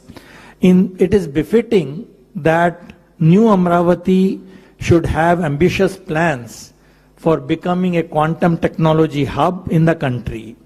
So in my view, this center-state symphony clearly shows that the task of nation building is a joint center-state enterprise. We will also be the partner in realizing the larger goals of National Quantum Mission, with which our office is intimately connected. You have heard in the last 1 hour from many dignitaries that the engineering exploitation of quantum system, which is what quantum technology is, has enormous applications all across the sector, be it the financial sector, be it the security in all aspects, quantum communication, quantum sensing, and so on. So I will not repeat that. But one area which will come up sooner than later is the application of quantum computers in climate change. This is a beginning of that, because when you are dealing with billions of parameters in weather prediction, this is where the power of quantum will be useful. And the other areas which will see a huge jump in the next 2-3 years is the merger of quantum and AI, which is what quantum AI is now being referred as. And this is the kind of areas, the disruptive areas, I definitely feel Amravati Valley can make a dent in the global scene. So the list of these applications is enormous. I don't think we need to repeat all that, but one thing is very clear, that we are sitting at the cusp of huge revolution, and this is something should happen sooner than later, because the fault-tolerant quantum computers are in the vicinity of realization, really taking new algorithms, error-tolerant computation, topological qubits, and so on. And this is where I think the excitement lies, not only for the researchers, industry, but also the young team, which is really going to be the leaders in this game. And another thing, the fact that quantum computers have become now accessible to all, including the adversaries, post-quantum cryptography has to be done at a faster scale than ever before. In addition to the NIST algorithm, which has been accepted, we should really ask whether we should be also developing other PQC algorithms from India along with the other partners. And this, I think, is another area where the synergy between academicians, mathematicians, including mathematicians, and so on, will play a big role. And I think another news which you should be hearing is the ISRO quantum satellite very soon, which has already been planned and it will be launched soon. And this is going to make a huge difference in quantum communication. So already you must have been hearing free space tests up to 1 kilometer and so on, but this is just a beginning, and we are all waiting for quantum satellite, where this will really go to the new height. So I think my own sense is that this is a very beginning of the whole revolution, where we don't even know which quantum computers will really win the race. Will it be the superconducting one, which looks the most hopeful now, spin qubits, photonic qubits, topological thing, neutral ion, and so on. So I think the game is really, really open. And the quantum mission has taken a very, very good approach to promote all these platforms rather than putting all your bets on one of them. So I think this is something which time will tell. I guess this audience who have young people probably will see where this revolution will happen, but the beginning has already been done. And India, I am glad, is playing a very important role, not only in the technologies, but in the skilling of our young people. We have the demographic advantage. And this is again where Quantum Valley can make a very big impact. So I am so glad that Andhra Pradesh, under the leadership of visionary leader Shri Chandrababu Naidu Garuji, has shown the way, learning from what we saw almost 25 years back, what happened in Hyderabad. And I am sure the Amravati Valley is a chapter in that direction going to make the headlines. So my very best wishes to all the participants of the workshop, and also I congratulate all the people who have contributed to this, IBM, TCS, L&T, Andhra government and NQM, coming together to really make a difference and really take a big leap in our vision of Viksit Bharat. Once again, thank you very much for having me here. Thank you, sir. Thank you very much.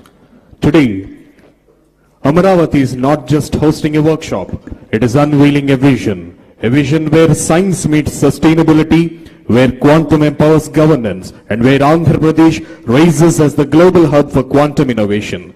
At the heart of this transformation stands a dynamic leader who blends tech-savvy leadership with youthful determination, driving Andhra Pradesh towards a smarter digital tomorrow. It's an honor to invite the Honorable Minister for Information and Technology, Electronics and Communication, Sri Nara Lokesh Garu, to please come forward and address the distinguished gathering.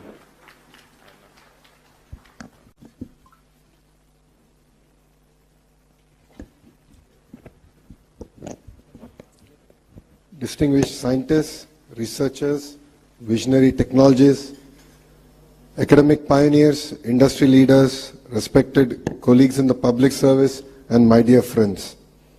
It is both an honor and a privilege to welcome you here to the Amravati Quantum Workshop 2025. Today marks more than just a confluence of India's brightest quantum minds. Today marks a turning point, a moment when Mr. Naidu signals to the world that he is ready to lead the next technological revolution. Honestly, I find myself very lucky to see his second chapter of Technology Revolution. When he started his first chapter, I was in 7th class, like quite a few of the ministers now. And we really didn't understand what he's trying to achieve in IT. But it takes a visionary to see the future, distill it, execute it.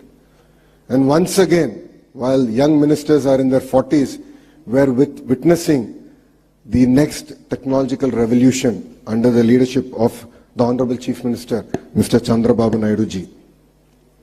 We are here to ignite a bold vision to transform Amravati into South Asia's first quantum valley, a thriving ecosystem where ideas become innovations and innovations become industries.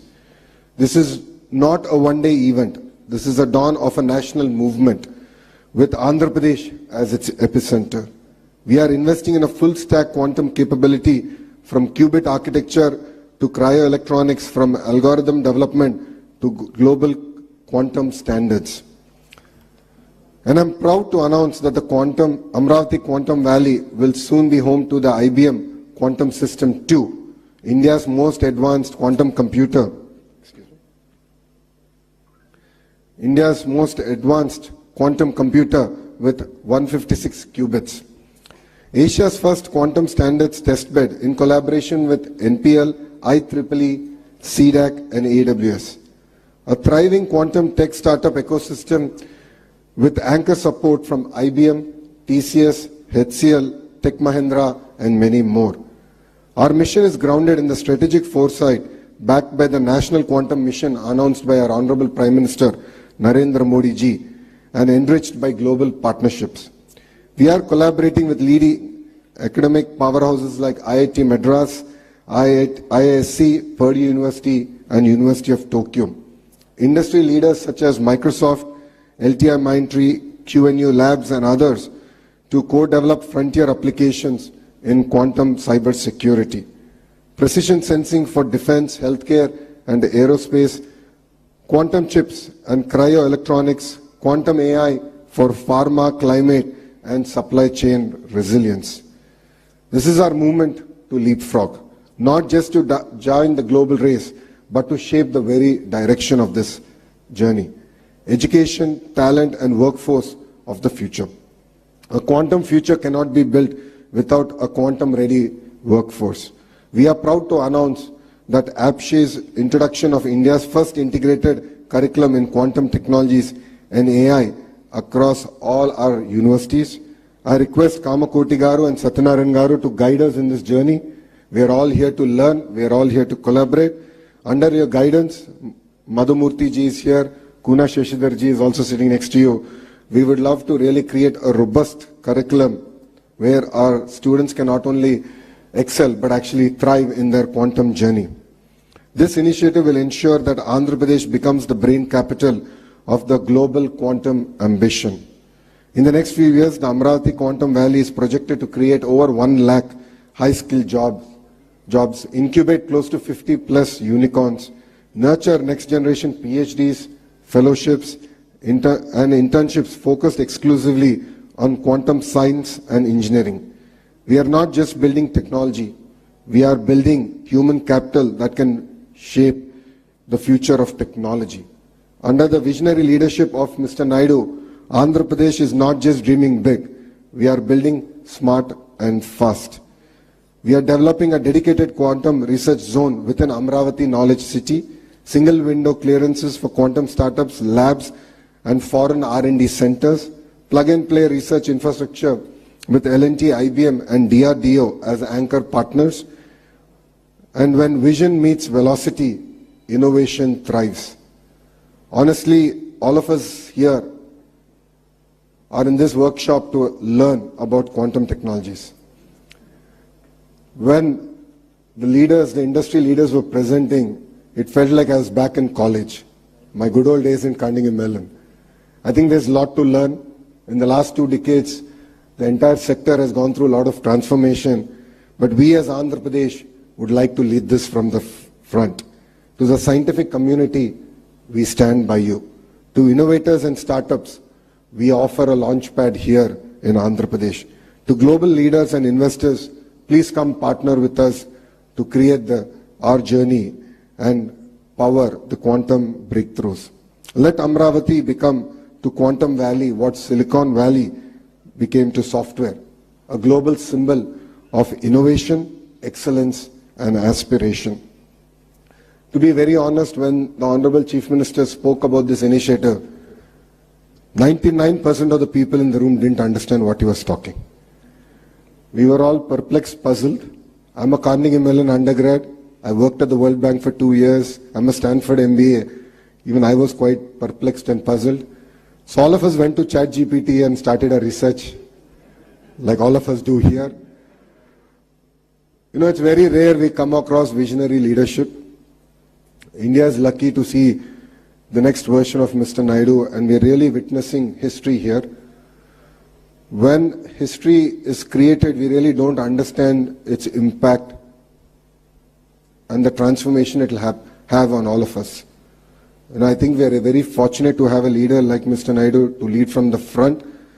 And as the entire leadership in the cabinet, the bureaucracy, we are here to support his vision and make this a reality and to bring Amravati on the map of quantum computing.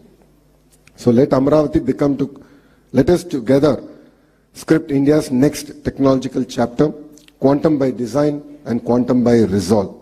I'd like to thank every one of you for giving me this wonderful opportunity, and I'd like to thank the Honorable Chief Minister for making me part of his journey of creating history. Honestly, I don't know who the IT Minister was in '95.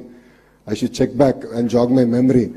But honestly, being an IT Minister in his cabinet this time around, I think the kind of energy, excitement that he's been able to create.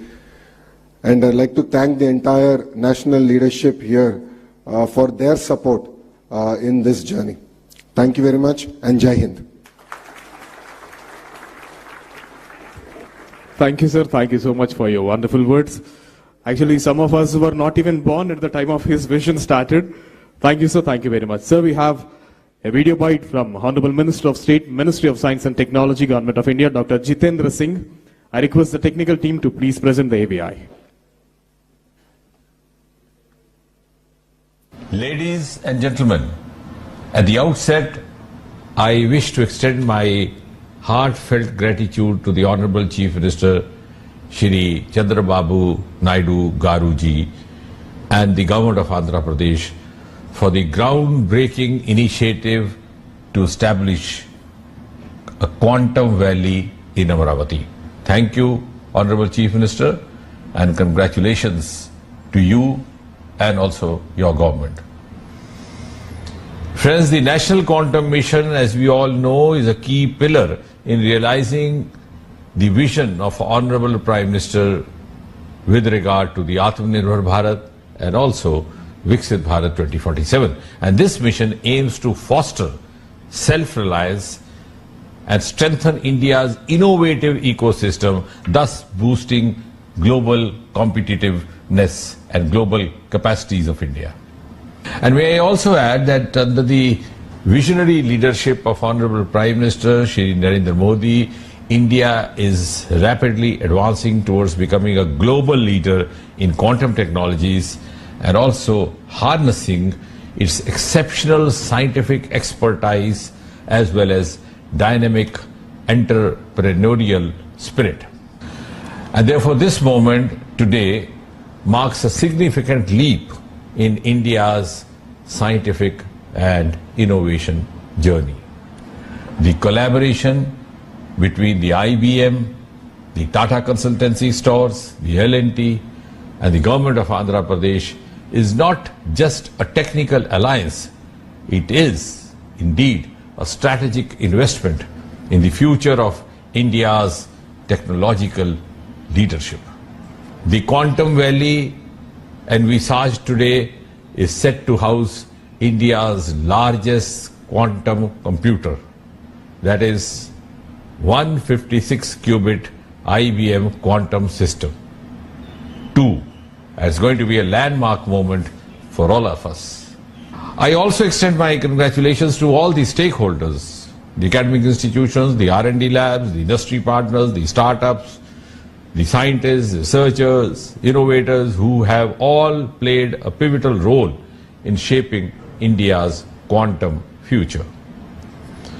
And therefore, ladies and gentlemen, the Quantum Valley initiative closely aligns with the National Quantum Mission of Government of India, reflecting India's bold ambition to emerge as a global leader in quantum technologies.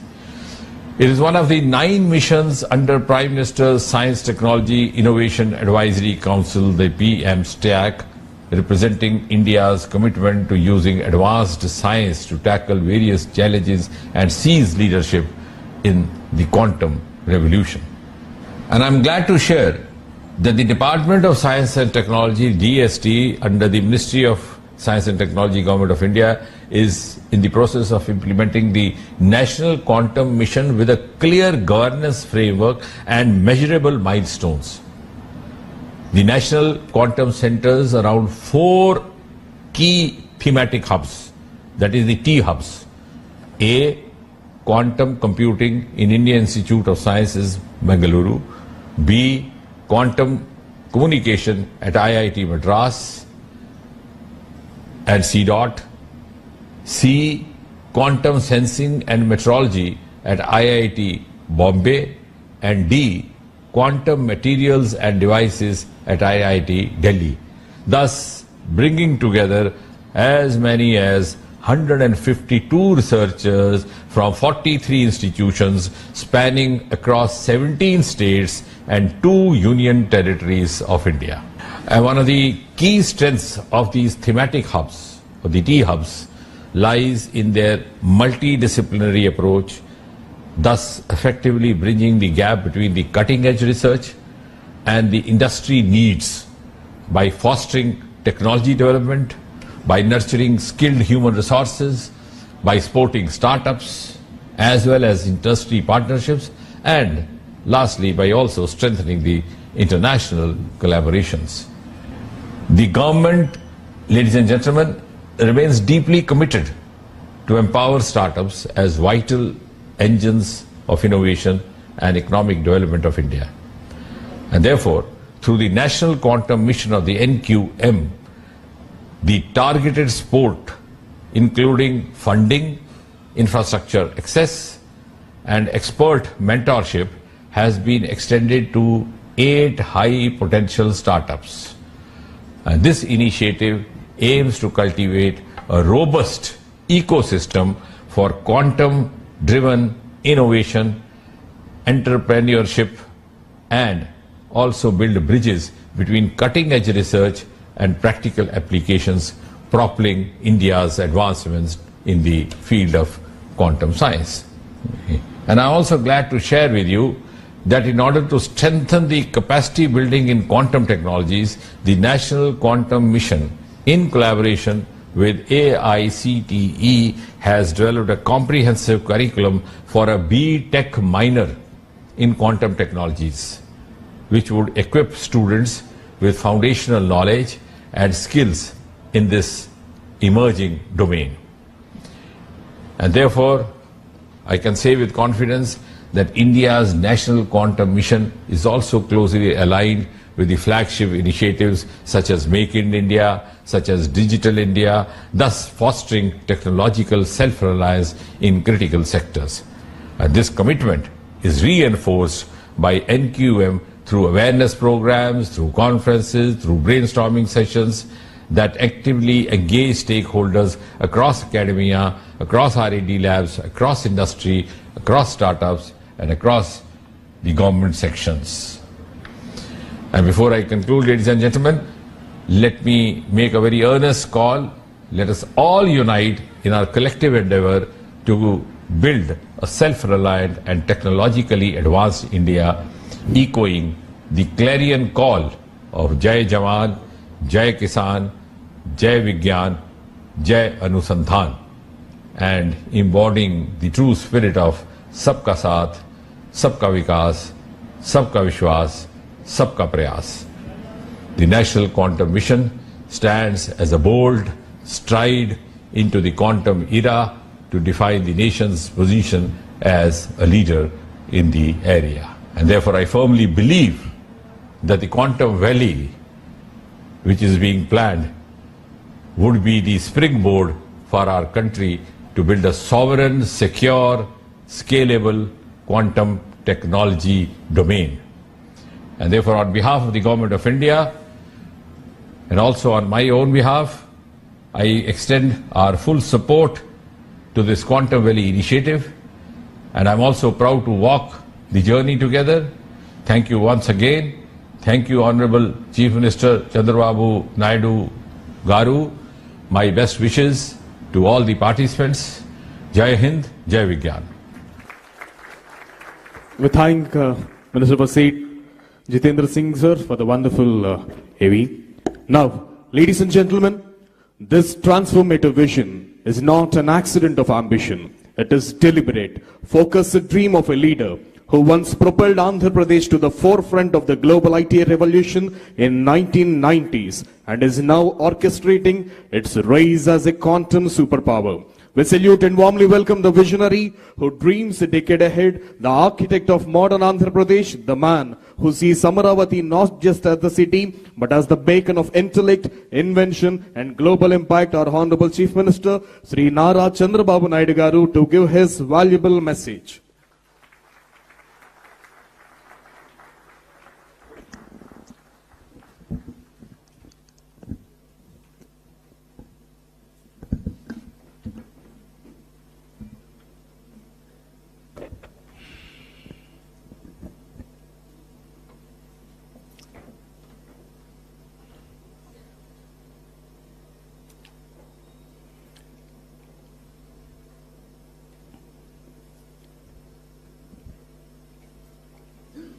Honorable Minister of State, Minister of Science and Technology, Government of India.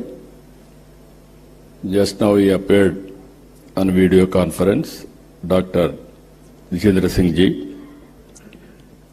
Honorable Minister for IT, Electronics, RTG and Human Resource Development, Nara Lokesh Garu.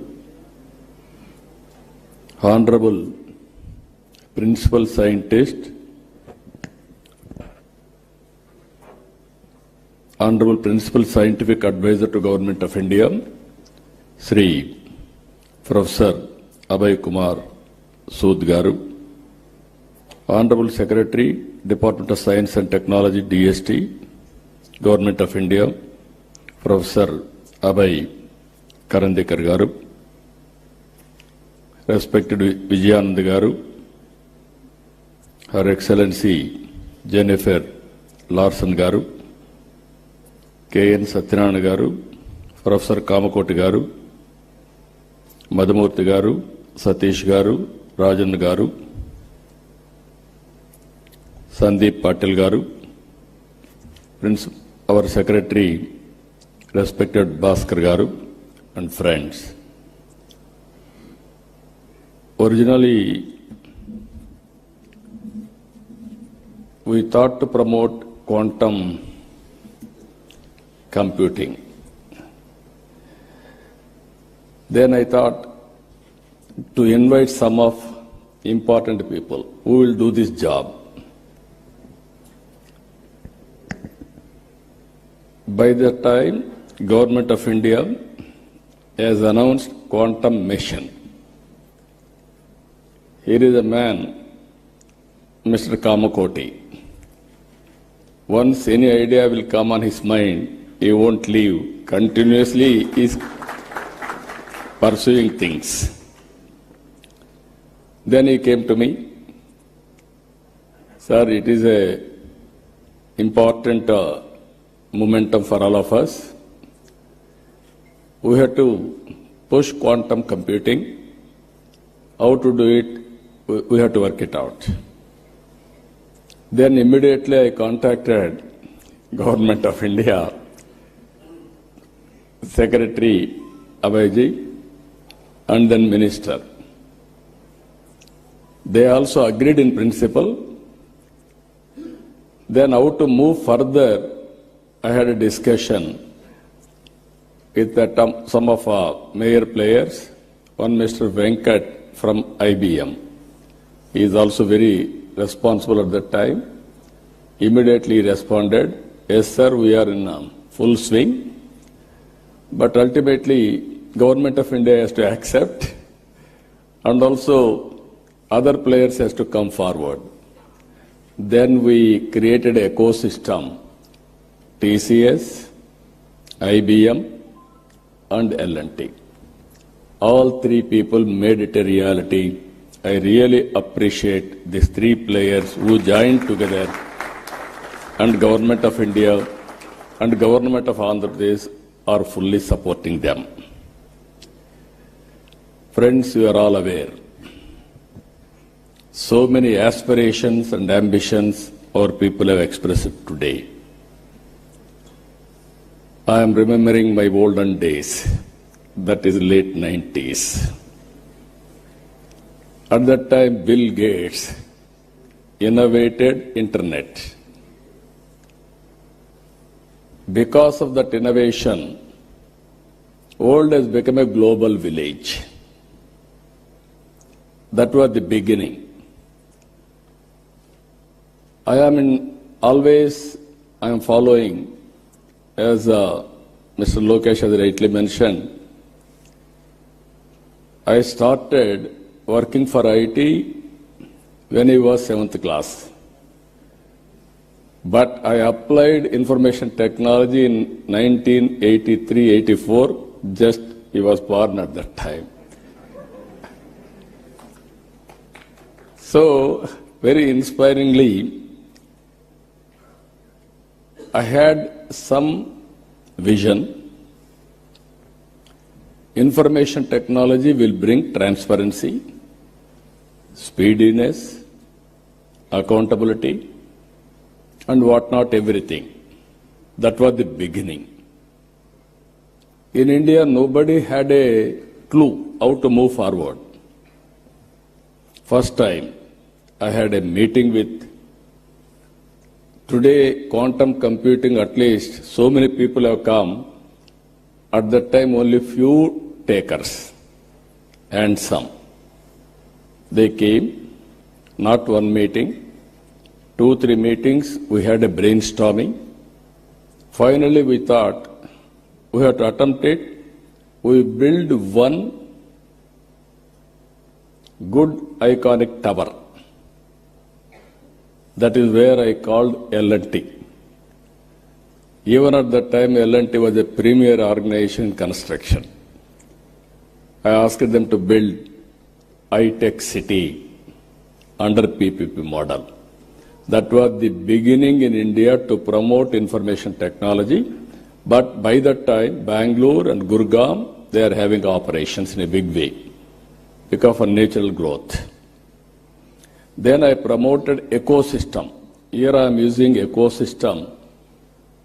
IT intention alone cannot serve the purpose. I went to America. First of all, I have to study what is IT, what is going to happen in future, all these things. As Chief Minister, first time, went to America. All over the country, I toured all corporate giants.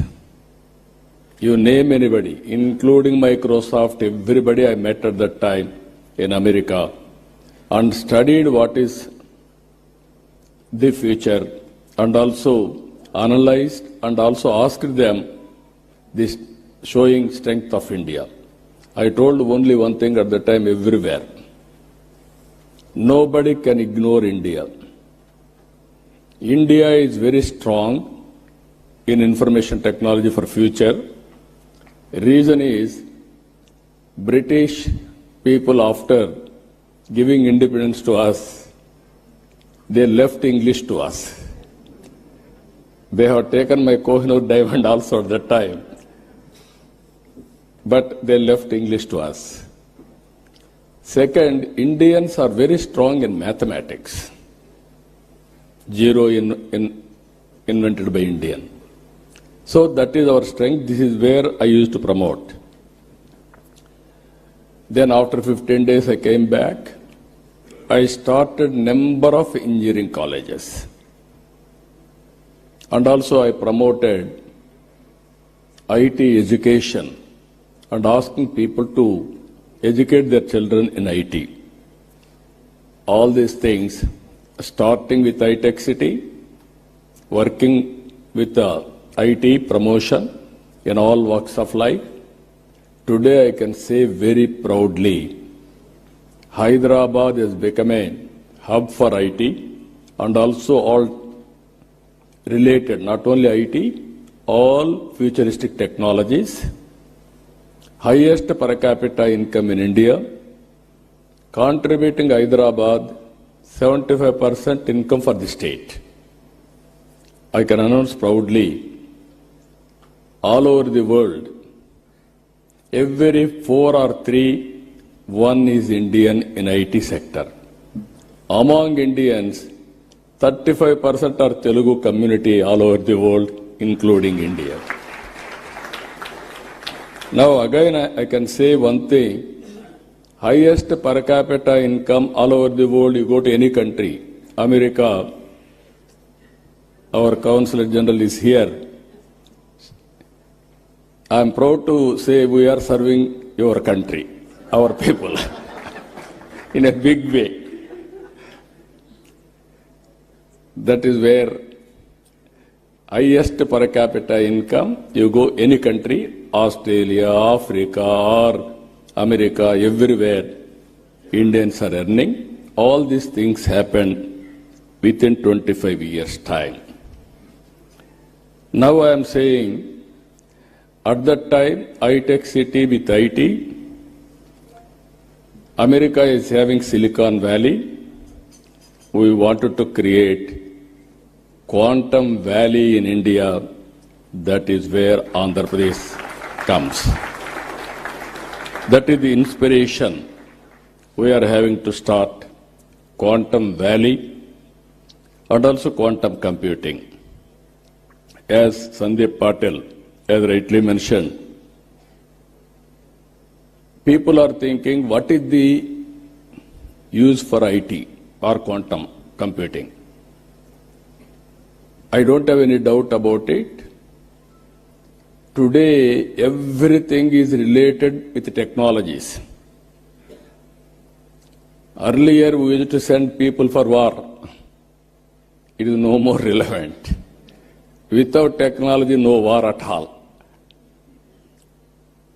Technology, knowledge, these are all the future. So to empower our community in all walks of life, we have to go for latest technologies, then only we can empower, otherwise it's impossible. One thing I want to place before you, all of you, India is very strong. For that 3-4 reasons. We started economic reforms late. That was 1991. Even that economic reforms was started by P.V. Narasimha Rao. He is also Telugu, bidda from here only, from Andhra Pradesh only. Second advantage for India, 1995, technology evolution. I can say revolution. India took first mover advantage. I am very happy I played some role on that, major role. I remember ecosystem was not conducive at the time. Education, supporting infrastructure and operations, everything. Then I used to fight successive prime ministers, 3 prime ministers, for deregulation of telecommunication sector. Sometimes these are all the pleasant memories we have to remember. At that time, there are two public sector companies. One is BSNL, even today that is there. BSNL domestic calls. Another is BSNL international calls. At that time, my son was studying in America, Mr. Lokesh. As Chief Minister, I was not ventured to telephone to him because of heavy bill. Then there will be question and answer in assembly. I have to answer all those things. And also at that time, there was a lightning call. Immediately they had to connect, expected to connect. It used to take 1 week, 7 days. At that time, there were manual exchanges. That operator is supreme. He wanted to give lightning call, he can give. Otherwise, he will avoid. That were the days. I studied all over the world. Countries are moving very fast, contributing cell phones, everything. Then I used to talk all these things. Then when I spoke about cell phone, everybody heckled me, political opposition. Cell phone can give food or shelter or water, what you are talking, why you are doing all these things, who wants this, like that. Today, after 25 years, wife can live without husband. Husband can live without wife. Both cannot live without cell phone.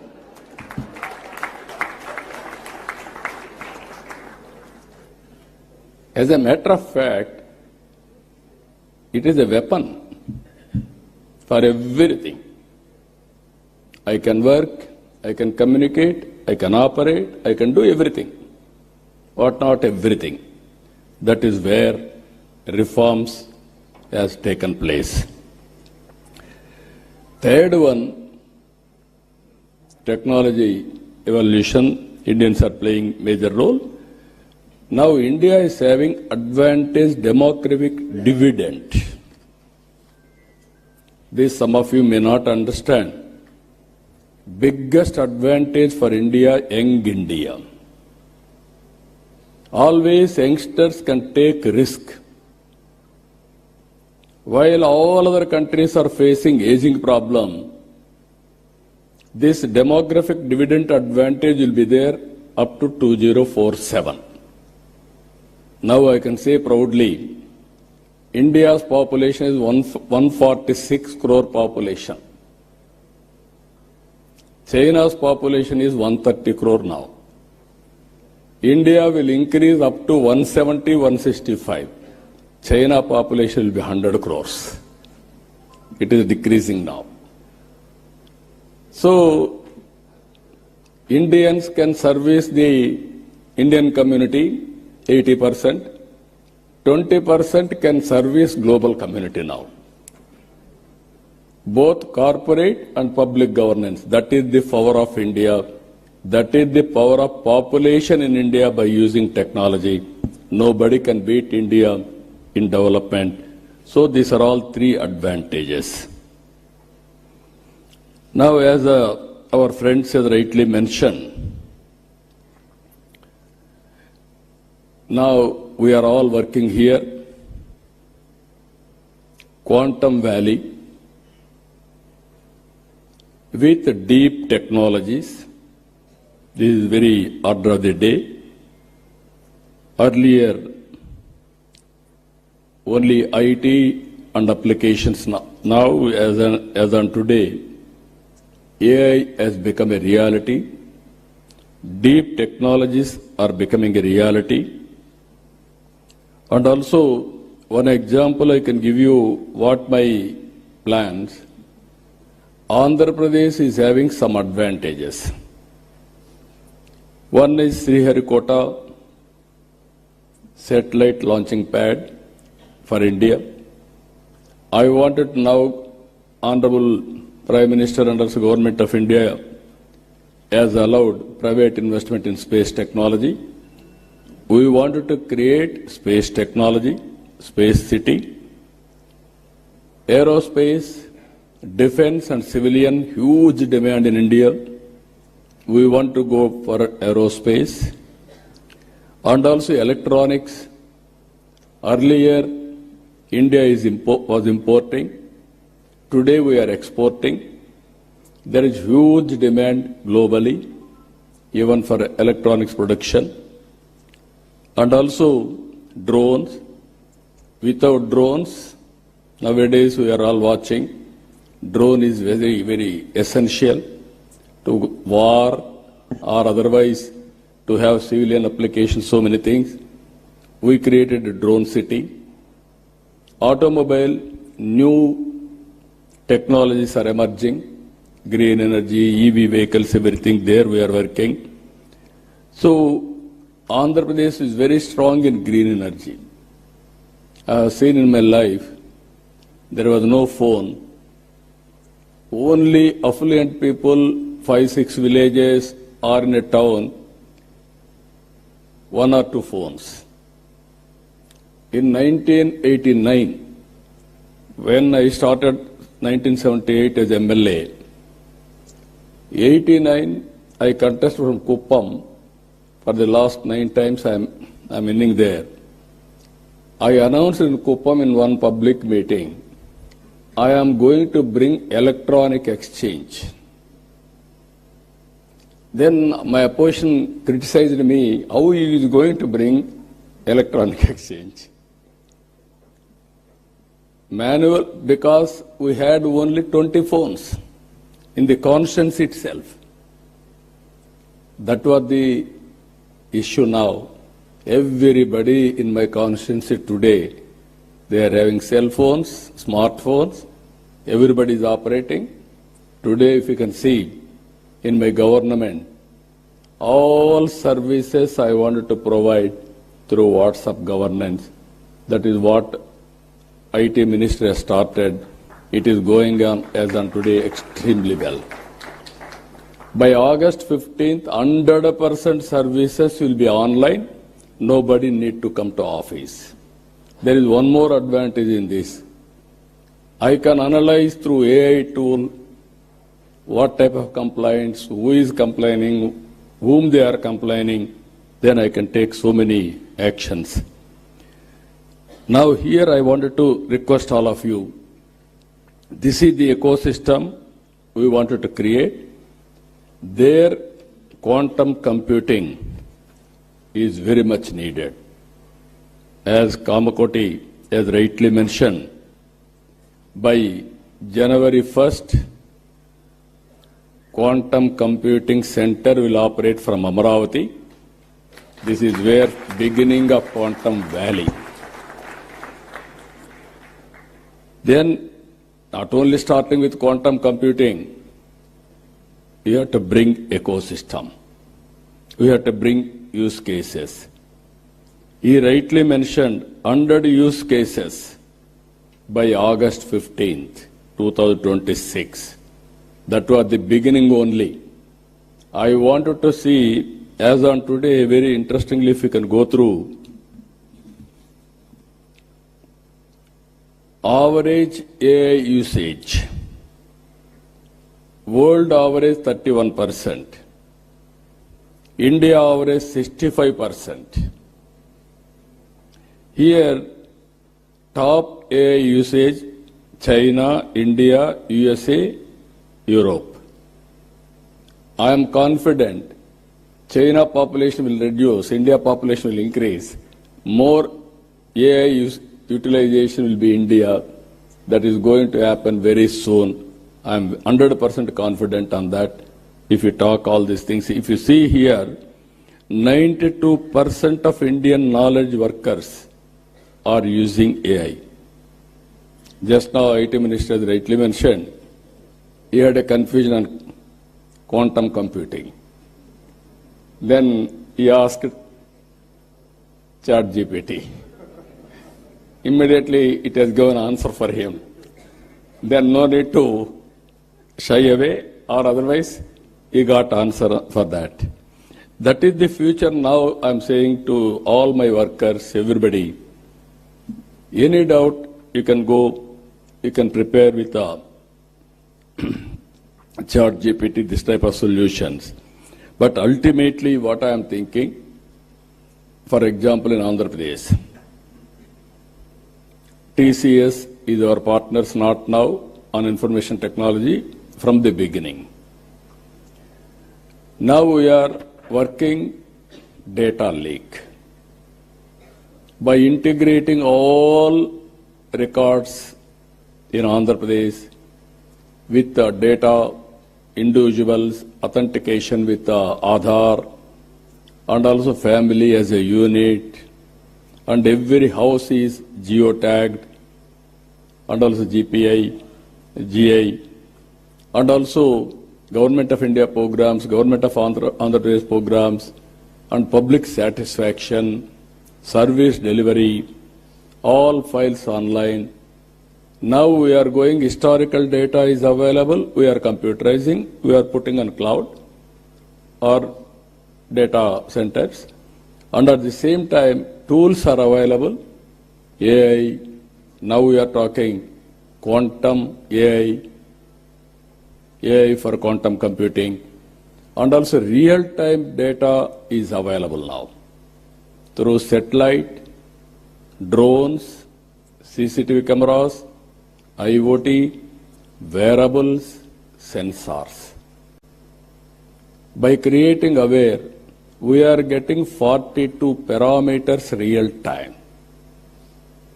It may be temperature, humidity, rainfall, thunderbolt prediction, cyclone, cloud burst, soil moisture, groundwater, reservoir water, whatnot, everything. Even pest, crop pattern, prediction of crop yield, so that I can plan it for marketing. If I get all these things, for government, if I link with quantum computing, real time, I can get data, historical data is available, knowledge is available globally, computing with AI, quantum computing. I can communicate real time to the last mile again for execution. That is a game changer for future, either for health, either for agriculture, either for any walks of life. If you can do that, then youngsters are here, startup companies, and also this ecosystem players, huge market, pharma industry. Now they are doing, Suchitra is here, they are doing biotechnology, so much of research, so much of all these things. Now by using quantum computing, we can reduce the time, you can prepare your modules at a cost-effective way. Even personal medicine is not far away. So this is where I am visualizing all these things. So how to go about, all of us has to think in that direction. As our Excellency Jennifer has rightly mentioned, India and America, two big democracies. We have to compete with each other, we have to work together for each other for global good. India and America has to do in that direction. That will go a long way. Even Secretary has rightly mentioned now, they are building ecosystem. He made one comment, I am very happy. He has to prepare very clear targets. Finally, he said, India is not only a participant, we will be a player. From the beginning, I am saying we are becoming a user. Software, we are very strong. But at the same time, products, we are very weak. That is the biggest challenge, sir. I am telling you. You give challenges to our people, They are prepared to go for products. In the initial stage, entrepreneurs, we have to give some leverage. Even some people may fail, but we have to encourage. Then they will be successful. So, in this meeting, I am telling so many people you have seen from the morning, so much of enthusiasm. Now you prepare. Quantum computing means not only getting one machine and putting in Amravati, then you think quantum computer has come, my work is over. No. How to create that ecosystem is important. Today also we had some meetings, all experts. I am only a policy maker. I will protect everybody's interest. If I cannot promote, nobody can promote quantum computing or deep technologies in this country. Fortunately, now we are having a Prime Minister. He is ahead of me. He is always thinking future. Earlier I have seen so many Prime Ministers, I used to talk to them.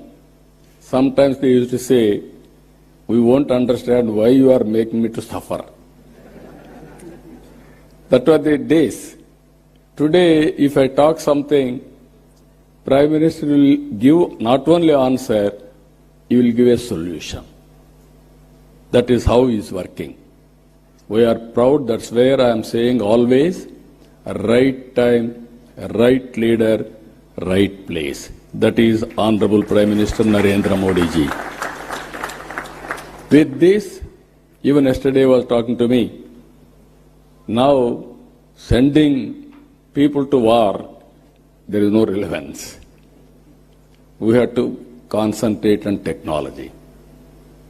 How to use technology and new innovations, that is the order of the day, that is where he is working in the direction. Just now, Ajay Kumar Sood has rightly mentioned, this year, International Year of Quantum Computing by UN, even strategic autonomy, anything for that matter, we have to move in that direction. As he rightly mentioned, imagine quantum satellite. As on today, satellite is giving some advantages. If you go for quantum satellite, then you can imagine how things are going to. It is a matter of, I am very clear, innovation is the order of the day. There are revolutions now in innovations. We are thinking somebody is innovating. That is where I used to say always, earlier, myself, I had one Mr. Raji Reddy, who was a professor in computer science in Carnegie Mellon University. We used to discuss how to take computerization to the common man. Then we created for graduates post-graduation in computer science. We believed at that time everybody should have computerization knowledge. Then only application of his knowledge will be very easy. Common man, how to take it up. We used to discuss about at the time with so many innovative ideas. All those things are becoming reality. Even language barriers we are able to cross today. My Honorable Minister has rightly mentioned, our IT Minister, he was 7th class at that time when I started IT. He wanted to inquire about a minister. Who is at that time minister? They are ordinary people. One Mr. Raghunath Reddy and also Gopal Krishna Reddy. Graduates, not IT professionals. Now he is Carnegie Mellon University Computer Science Minister background and also Stanford MBA. Both are very good in designation. Now he has to understand IT and apply IT and also use quantum computing and produce outcomes, use cases. That is his responsibility as minister. That is where I am giving a vision now, and also we are giving concepts, vision. He has to get it done now. As Honorable Minister has rightly mentioned, Government of India is committed for a cause through quantum mission, and also Government of Andhra Pradesh has taken lead. He created some hubs, all these things he explained all of us. Funds, resources is not the constraint. When there is a will, everything will fall in line. We can create wealth. We can generate revenues. Again, we can spend money. That is how economy will run. So all friends are here. It is a win-win situation. All ecosystem players I am requesting, you join us for this great momentum. I don't have any doubt we will achieve it. But as our friends have mentioned, India should become a player, not a participant. Any ecosystem we have to create.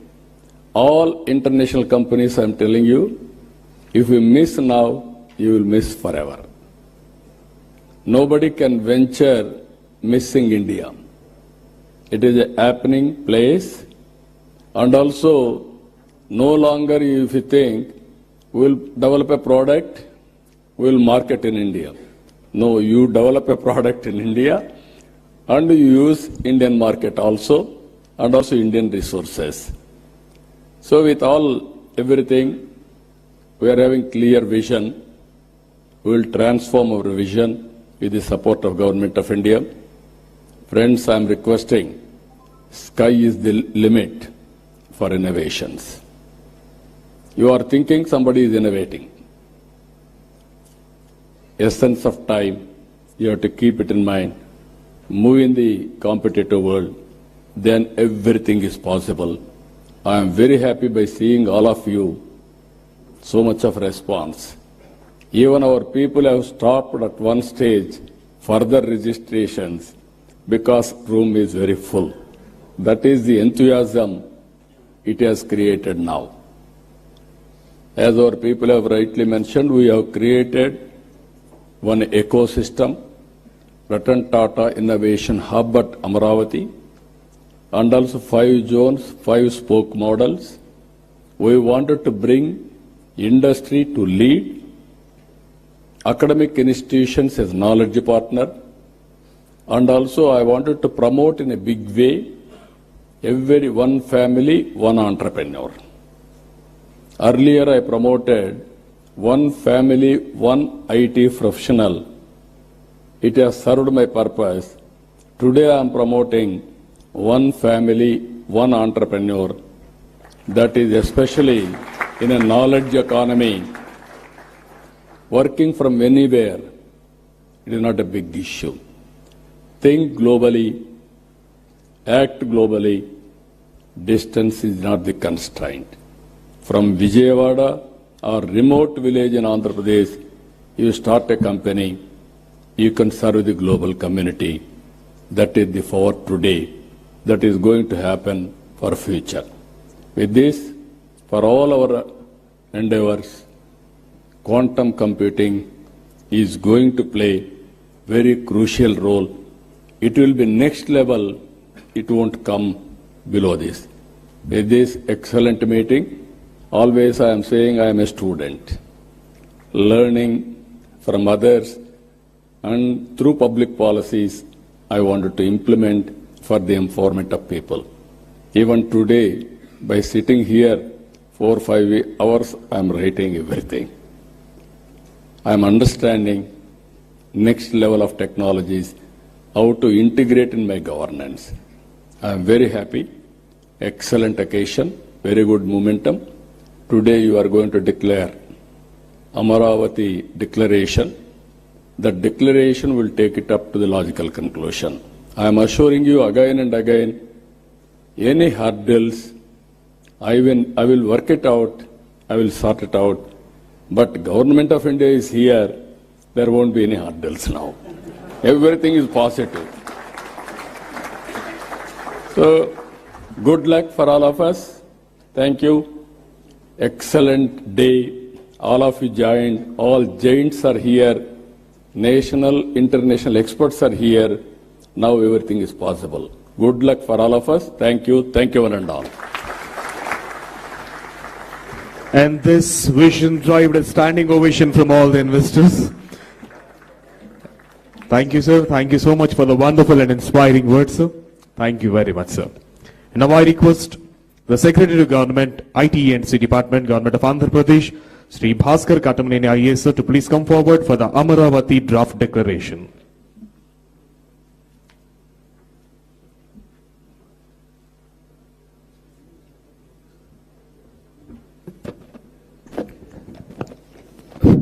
Honorable CM Sir, Honorable Minister for IT, Sri Lokesh Garu,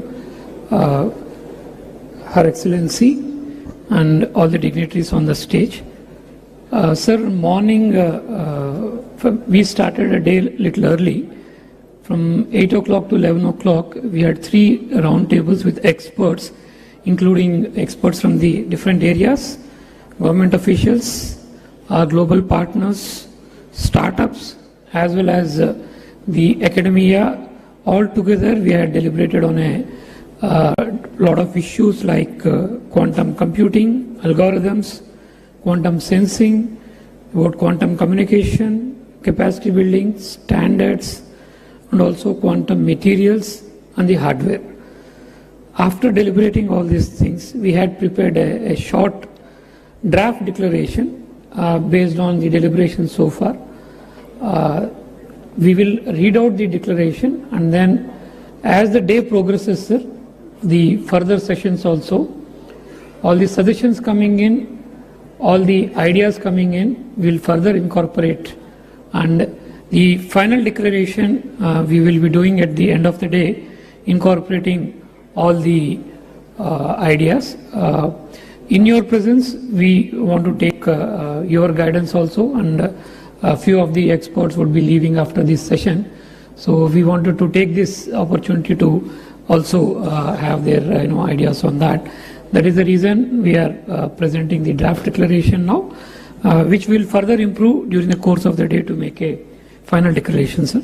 So I'll read it out, sir. The preamble to the declaration, recognizing the transformative power of quantum technologies to advance computation, secure communication, high precision sensing, and national resilience, and inspired by Amaravati's vision to be India's quantum gateway. So we want to be the quantum gateway for the country, sir, and we want to be the path bearers. So we mentioned the same, and we adopt the following commitments, sir. So the joint commitment, sir, is that we want to create a living lab infrastructure because these technologies are still evolving and they'll continue to evolve for a few years. So initially, sir, as the first step, we want to create a Quantum Valley, wants to establish India's largest open quantum test bed, so that a lot of startups and companies can come and start using that. We had put a stiff target of 12 months to start this test bed here, and this initiative will integrate quantum computers, QQD fiber links, deployable sensor platforms to enable the pilots across sectors like all sectors. We just mentioned few, but across the entire spectrum of industry like health tech, agri-tech, BFSI, logistics, defense, space, every sector can come and do their experimentation here. We'll provide end-to-end access to the quantum hardware, to the algorithms, to the tools and expert support, and also everything would be housed and hosted within a specialized tech park, which we will start in partnership with industry and academia, aimed at accelerating domestic R&D and capacity building. So few targets we have put, sir. By January 1st, 2026, this is your vision, sir. We want to establish the first IBM quantum system within Amravati Quantum Valley, which would be, as our Honorable Minister has indicated, would be the first in the South Asia, and that would be our first step. But of course, sir, we will not be putting all our eggs in one basket, and apart from this, all the existing and coming technologies, different technologies also, the computing systems will be put. Currently we have 4 systems which are being pioneered by different organizations. By 2028 we wish to have all the 4 systems, and anything that comes between 2026-28 also, we are very selfish, we want those systems also to come into Amravati Quantum Valley, sir. And by the time the January 1st, 2026, the quantum system of IBM comes, we want to have at least 100 algorithms to be ready to be started to be used. So we want to fast pace that, keep the algorithms ready to be used on, to be run on the system, sir. By 2028, as you have said, other technologies also would be brought in. We expect that at least a capacity of 1,000 algorithms running in the system. And by 2029, we want to have an effective qubit capacity of around 1,000. So we are running in line, slightly very ambitious compared to the National Quantum Mission targets, but we wish that we can do that, sir. And we also want to focus on indigenous supply chain systems where cryo-electronics, photonic packages, quantum safe chips and control system. Most of the partners and most of the people and speakers felt that last time in the IT revolution somehow we have missed the hardware and the chip ecosystem.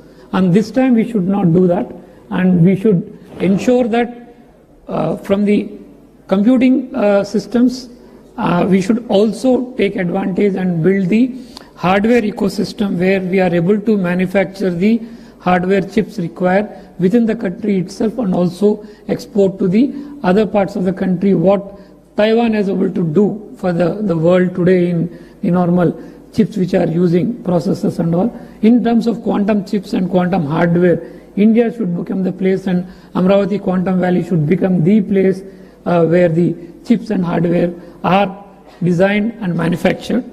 And regarding talent and capacity building, so we want to establish one Amravati Quantum Academy in the next year, which from the first year could start training 500 specialists in the quantum technology and ultimately reach a potential of about 5,000 persons who can be trained on different areas of quantum technologies.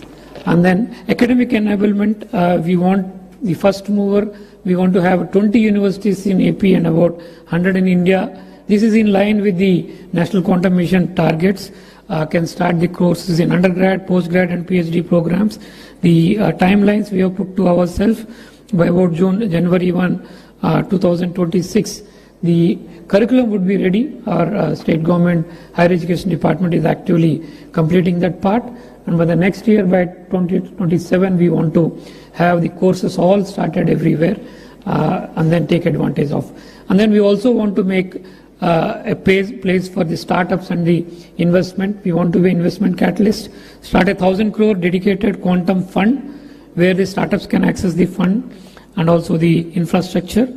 And then to support at least 20 quantum hardware startups in the first year, and then reach a number of 100 by 2030.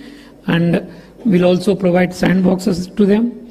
We also want to attract at least 500 million in quantum technology investments by January 1, 2027 and go to a target of $1 billion by January 1, 2029, covering all areas of quantum technologies like chips, sensing, communication, hardware and other technologies. We want to have a global collaboration. We will work very closely with the National Quantum Mission as a sub-part of the National Quantum Mission, and we will establish a global quantum collaboration council here in Amravati to harmonize international standards and pursue joint R&D and promote research. And in terms of governance and accountability, we will want to have a multi-stakeholder Amravati Quantum Valley mission, which is already the work we have started on that, which will have multiple working groups to identify use cases of using quantum technologies different sector. It also publishes transparent dashboard of KPIs each quarter and convene an annual World Quantum Expo, the way it is done in Las Vegas, the way it is done in Taipei. We want to also do an annual program here so that we become the nucleus and catalyst where all the experts from around the world can come, discuss and showcase their technology, and we can do a lot of collaborations there.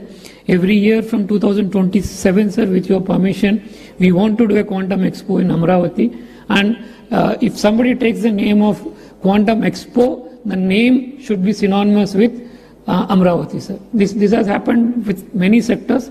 We want to do that with Amravati also, sir. So with your blessings, I think we should be able to do that. 26 onwards, sir. Yes, sir. So 1 year in advance, sir, we'll do that, sir. 26 onwards, we'll start that. And, sir, we call for action from all the stakeholders, government, industry, academia, startups, and global partners to rally behind this declaration, transforming Amravati into lighthouse for quantum innovation, standards, and inclusive prosperity. Sir, the main line that we are taking is, sir, by 2035, Amravati aims to be not only India's quantum capital, but also to the world's lighthouse for deep technological progress. Thank you, sir, and thank you all, ladies and gentlemen. Thank you. Thank you, sir. Thank you very much. Hereby, the draft of Amravati got declared. Now I request Honorable CM, sir, to kindly felicitate distinguished guests. I request Madam H. Jennifer Larson, U.S. Consul General, Hyderabad, to please come forward.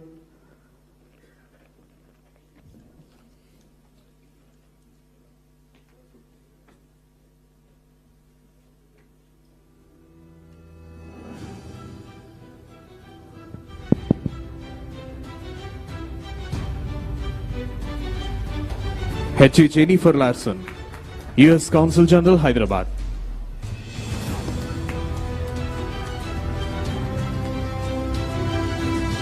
And also Mr. Anil Sharma, Global Head of TCS Co-Innovation Network. Mr. Anil Sharma Garu is requested to please come on to the dais. And the next, Ms. Suchitra E. And next, Ms. Suchitra K. Co-founder and Joint Managing Director.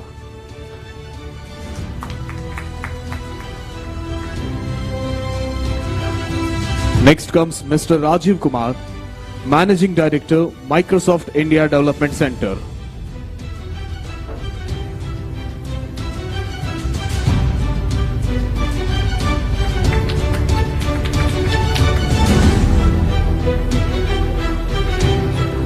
Mr. Rajiv Kumar, Managing Director, Microsoft India Development Center, IDC.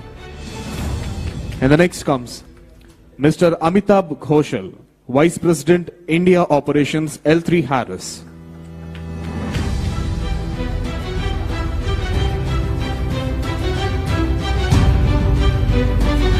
Mr. Amitabh Ghoshal, Vice President, India Operations, L3 Harris. And the next, Mr. Sridhar Sindhu, Corporate Vice President, Blocking and Tackling, AT&T.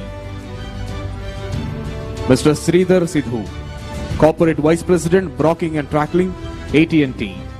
And the next, Mr. Nilesh Binwali, GM MD, VP Engineering, Pattern India.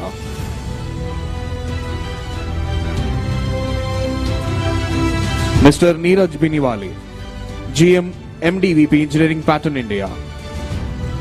Next, Mr. Manish Verma, Head, India Innovation Center, Warner Bros. Discovery Media.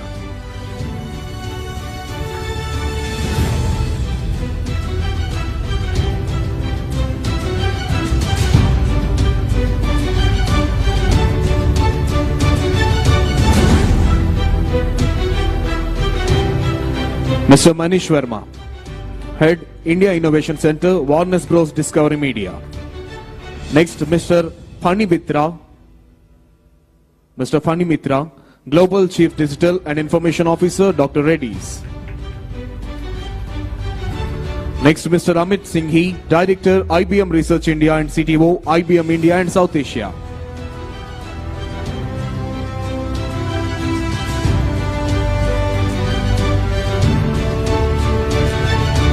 Mr. Amit Singhi, Director, IBM Research India and CTO, IBM India and South Asia.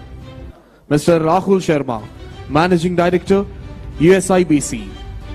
Mr. Rahul Sharma, Managing Director, USIBC. And next, Air Marshal D.C. Kumaria, formerly Vice Chief of Indian Air Force, Military Advisor to BAE Systems India. We invite Air Marshal D.C. Kumaria, retired.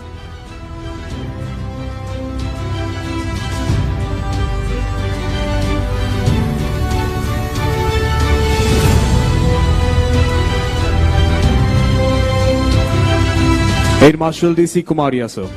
And next, Sri Sandeep Patil, Managing Director, IBM India Private Limited.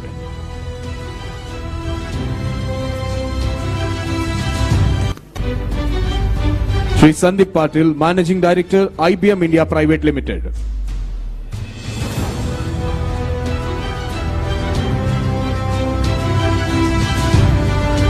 Sri Scott Cowder, Vice President, IBM Quantum Adoption. Sri Scott Crowder, Vice President, IBM Quantum Adoption.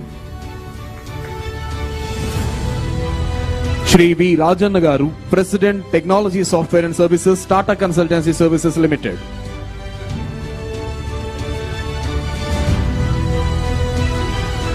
Shri V. Rajan Garu, President, Technology Software and Services, Tata Consultancy Services. Shri M. V. Manish, Shri M. V. Satish Garu, former whole-time Director and current Executive Committee Member and Advisor to CMD, Larsen & Toubro. Shri M.V. Satish Garu.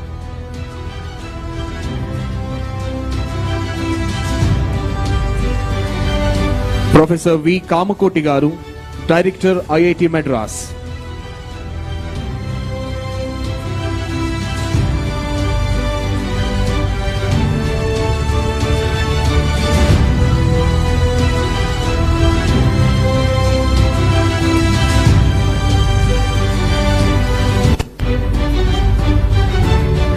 Professor V. Kamakoti Garu, Director, IIT Madras.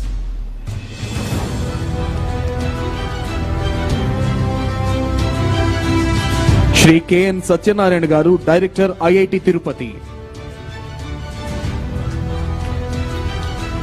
Shri K. N. Satyanarayan Garu, Director, IIT Tirupati.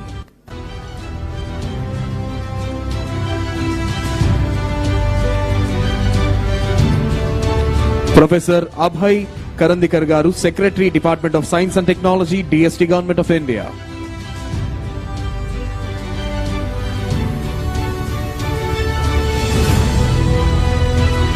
Professor Abhay Karandikar Garu, Secretary, Department of Science and Technology, Government of India.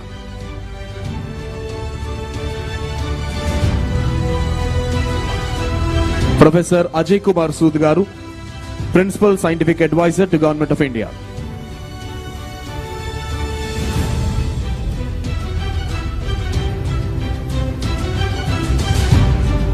Now I request Sri Kona Sesdar, IAS, Secretary to Government, Higher Education Department, Government of Andhra Pradesh, to please propose the vote of thanks.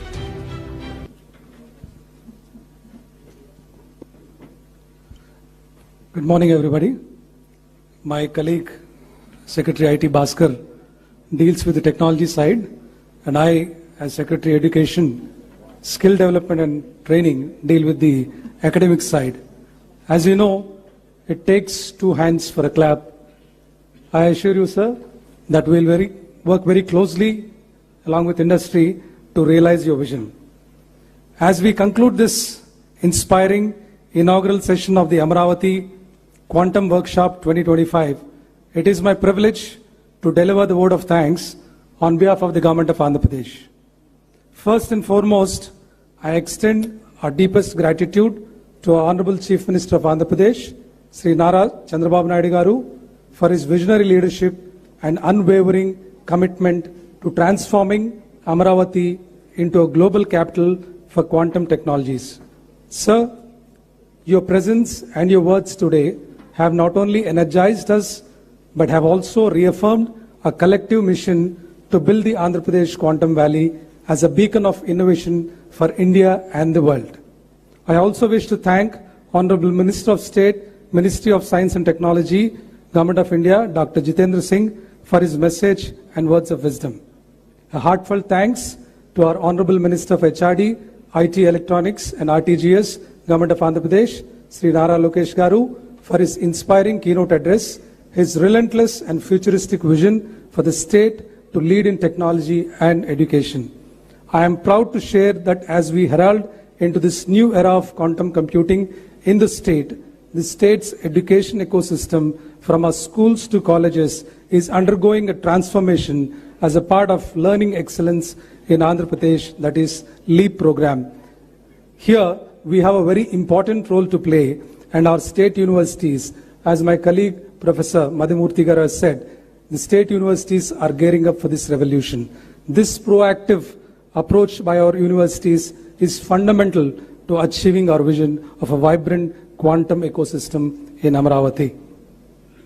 My heartfelt thanks to Her Excellency Jennifer Larson, Consul General Hyderabad, United States of America, for emphasizing the Indo-US collaboration vital for advancing quantum research and development.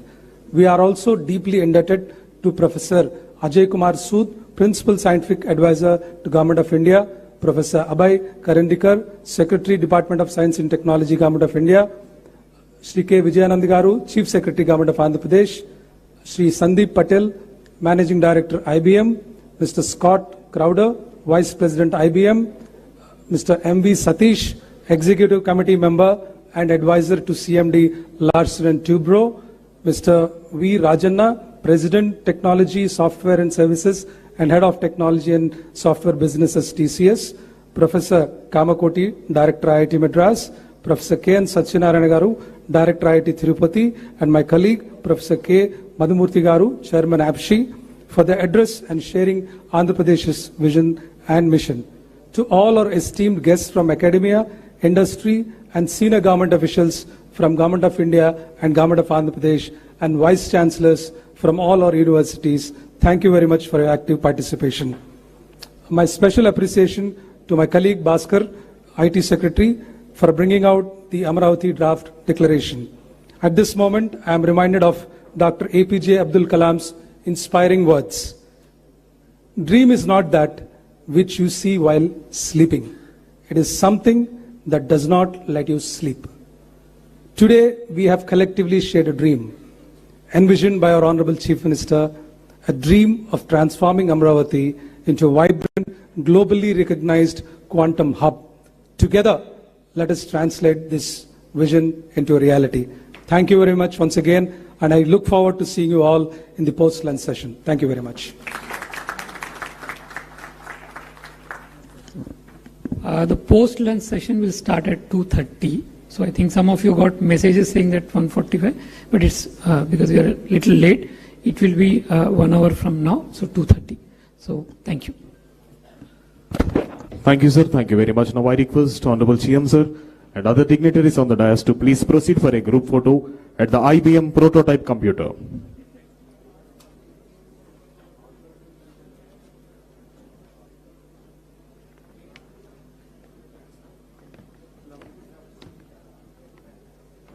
Check. The IBM Quantum System 2.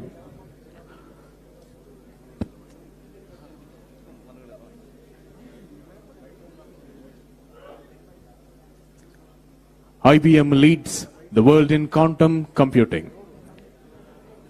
Honorable CM, sir, along with the Minister for IT and other dignitaries from various parts of the nation and the world, are having a group picture at the IBM Quantum System 2.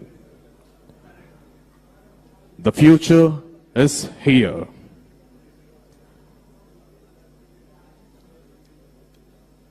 Just at the very coolest temperature, 15 millikelvin.